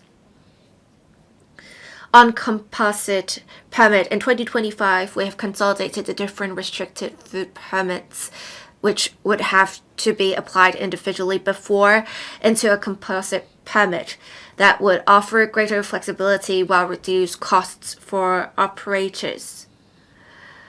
Liquor and food complement each other. The FEHA will continue to assist the Liquor Licensing Board in consulting different departments on new applications. We have already introduced a number of facilitation measures, including extension of the validity period of liquor license renewal, as well as issuance of reminders for renewal of liquor licenses, as well as e-licensing to reduce relevant costs.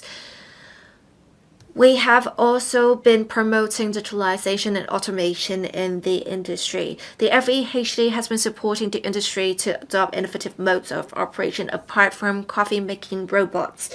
The department, in collaboration with Invest Hong Kong, has earlier granted the necessary food business license for the first intelligent catering robot in Hong Kong to provide ready-to-eat hot meals round the clock with fully automated operations. We've also fully digitalized licensing services. Applicant can, through the one-stop platforms of the online licensing services or E+ license portal, submit applications, renew licenses, etc., without the need to visit relevant offices in person. The department will also issue e-alerts to remind licensees to renew their licenses on the platforms. As the next step, the FEHD will integrate the platforms into IM Smart and explore the introduction of different functions to enable the industry to make applications to keep track of the progress with ease. We will also encourage the industry to make good use of technology to dovetail with the trend of going digital and enhance their operational efficiency and services. In addition, funding schemes such as the Digital Transformation Support Pilot Program also support SMEs in the catering and retail industries to introduce suitable technologies to enhance their operational efficiency and expedite digital transformation. We will allocate an additional funding of $300 million to encourage SMEs to make use of basic digital solutions to enhance their competitiveness and enhance information security. We will convey members' views to the RTIB for consideration. Conclusion. President, we will continue to support the catering industry in terms of licensing, regulation, and supply of food ingredients so as to enable the industry to adapt with developments in tourism. We'll continue to collect feedback from stakeholders and work closely with the CSTB to further consolidate Hong Kong's status as an international culinary hub. President, I so submit. Secretary for Culture, Sports and Tourism. President, I thank Mr. Jonathan Leung for moving the original motion and 3 members for their amendments. I also thank other members for their invaluable views and suggestions. As I mentioned in my opening remarks, we continue to strengthen the global promotion of Hong Kong's culinary offerings through a variety of channels. This year, the Hong Kong Tourism Board will build on the past success and further expand the scale of the Hong Kong Wine and Dine Festival. Not only will the event venue be extended from the Central Harbourfront event space to Taman Park, Admiralty, new elements will also be introduced. The Grand Wine Pavilion and Tasting Room will be further upgraded to provide unique dining experience. The entire month of November will be designated as Hong Kong Wine and Dine Month to ensure that visitors and locals can enjoy the festivals. In addition, the Hong Kong Tourism Board will incorporate culinary elements in the flagship events. For example, the food stalls will be set up at the carnivals of the Hong Kong International Dragon Boat Races and the Hong Kong Cyclothon. The Hong Kong Tourism Board will also launch themed offers and joint promotions in winter and in summer and linking up citywide events. For example, during Hong Kong Winter Fest, special offers on festive dining, shopping, attractions and transportation will be introduced. These will foster cross-sectoral collaboration. It will also encourage visitors to explore our culinary delights while participating in major events. To make good use of Hong Kong historic sites and harbourfront promenades, we will integrate culinary experience under the development bureaus, revitalizing historic buildings through partnership scheme. A number of revitalization projects have already incorporated food elements. Among them, Luen Wharf Market in Fanling has been revitalized as a house of urban and rural living. It features small shops selling snacks and teas. It also provides Hong Kong-style snack workshops, allowing participants to explore local food culture in depth. The Development Bureau will consider introducing culinary cultural elements into their projects whilst upholding heritage conservation. The Bureau will also introduce commercial facilities, including F&B outlets on a pilot basis along the Victoria Harbour waterfront. There will be small vending points. It expects to roll out F&B facilities starting this year with the aim of injecting vibrancy into the waterfront to create business opportunities. We also collaborate with renowned mainland and international culinary guides to organize globally focused award ceremonies. For example, the Hong Kong TV has entered into a partnership with the 50 Best brand to host 3 consecutive years of wine and dine related 50 Best award ceremonies in Hong Kong, including Asia's 50 Best Bars in 2024, the world's 50 Best Bars in 2025, and Asia's 50 Best Restaurants in 2026.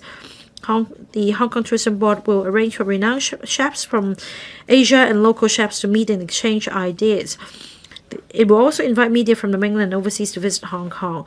Apart from attending award ceremonies and witnessing the world-class events for extensive coverage, the board will also curate a series of immersive culinary experiences for them to showcase Hong Kong's reputation as a culinary capital. A number of members such as Mr. James Lau and Ms. Rebecca Chan has mentioned ICH and our local food.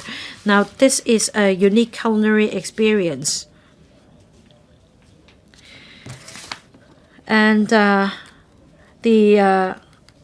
and we will soon hold the second ICH month, and there will be related events for participants to understand how the ICH cuisine is made, and these participants will be able to participate in the workshop and get a first-hand experience. We also have a time-limited exhibition at the Hong Kong International Airport, and in June there'll be a demonstration of the making of Hong Kong-style milk tea. Participants will have a further understanding of the ICH food in Hong Kong.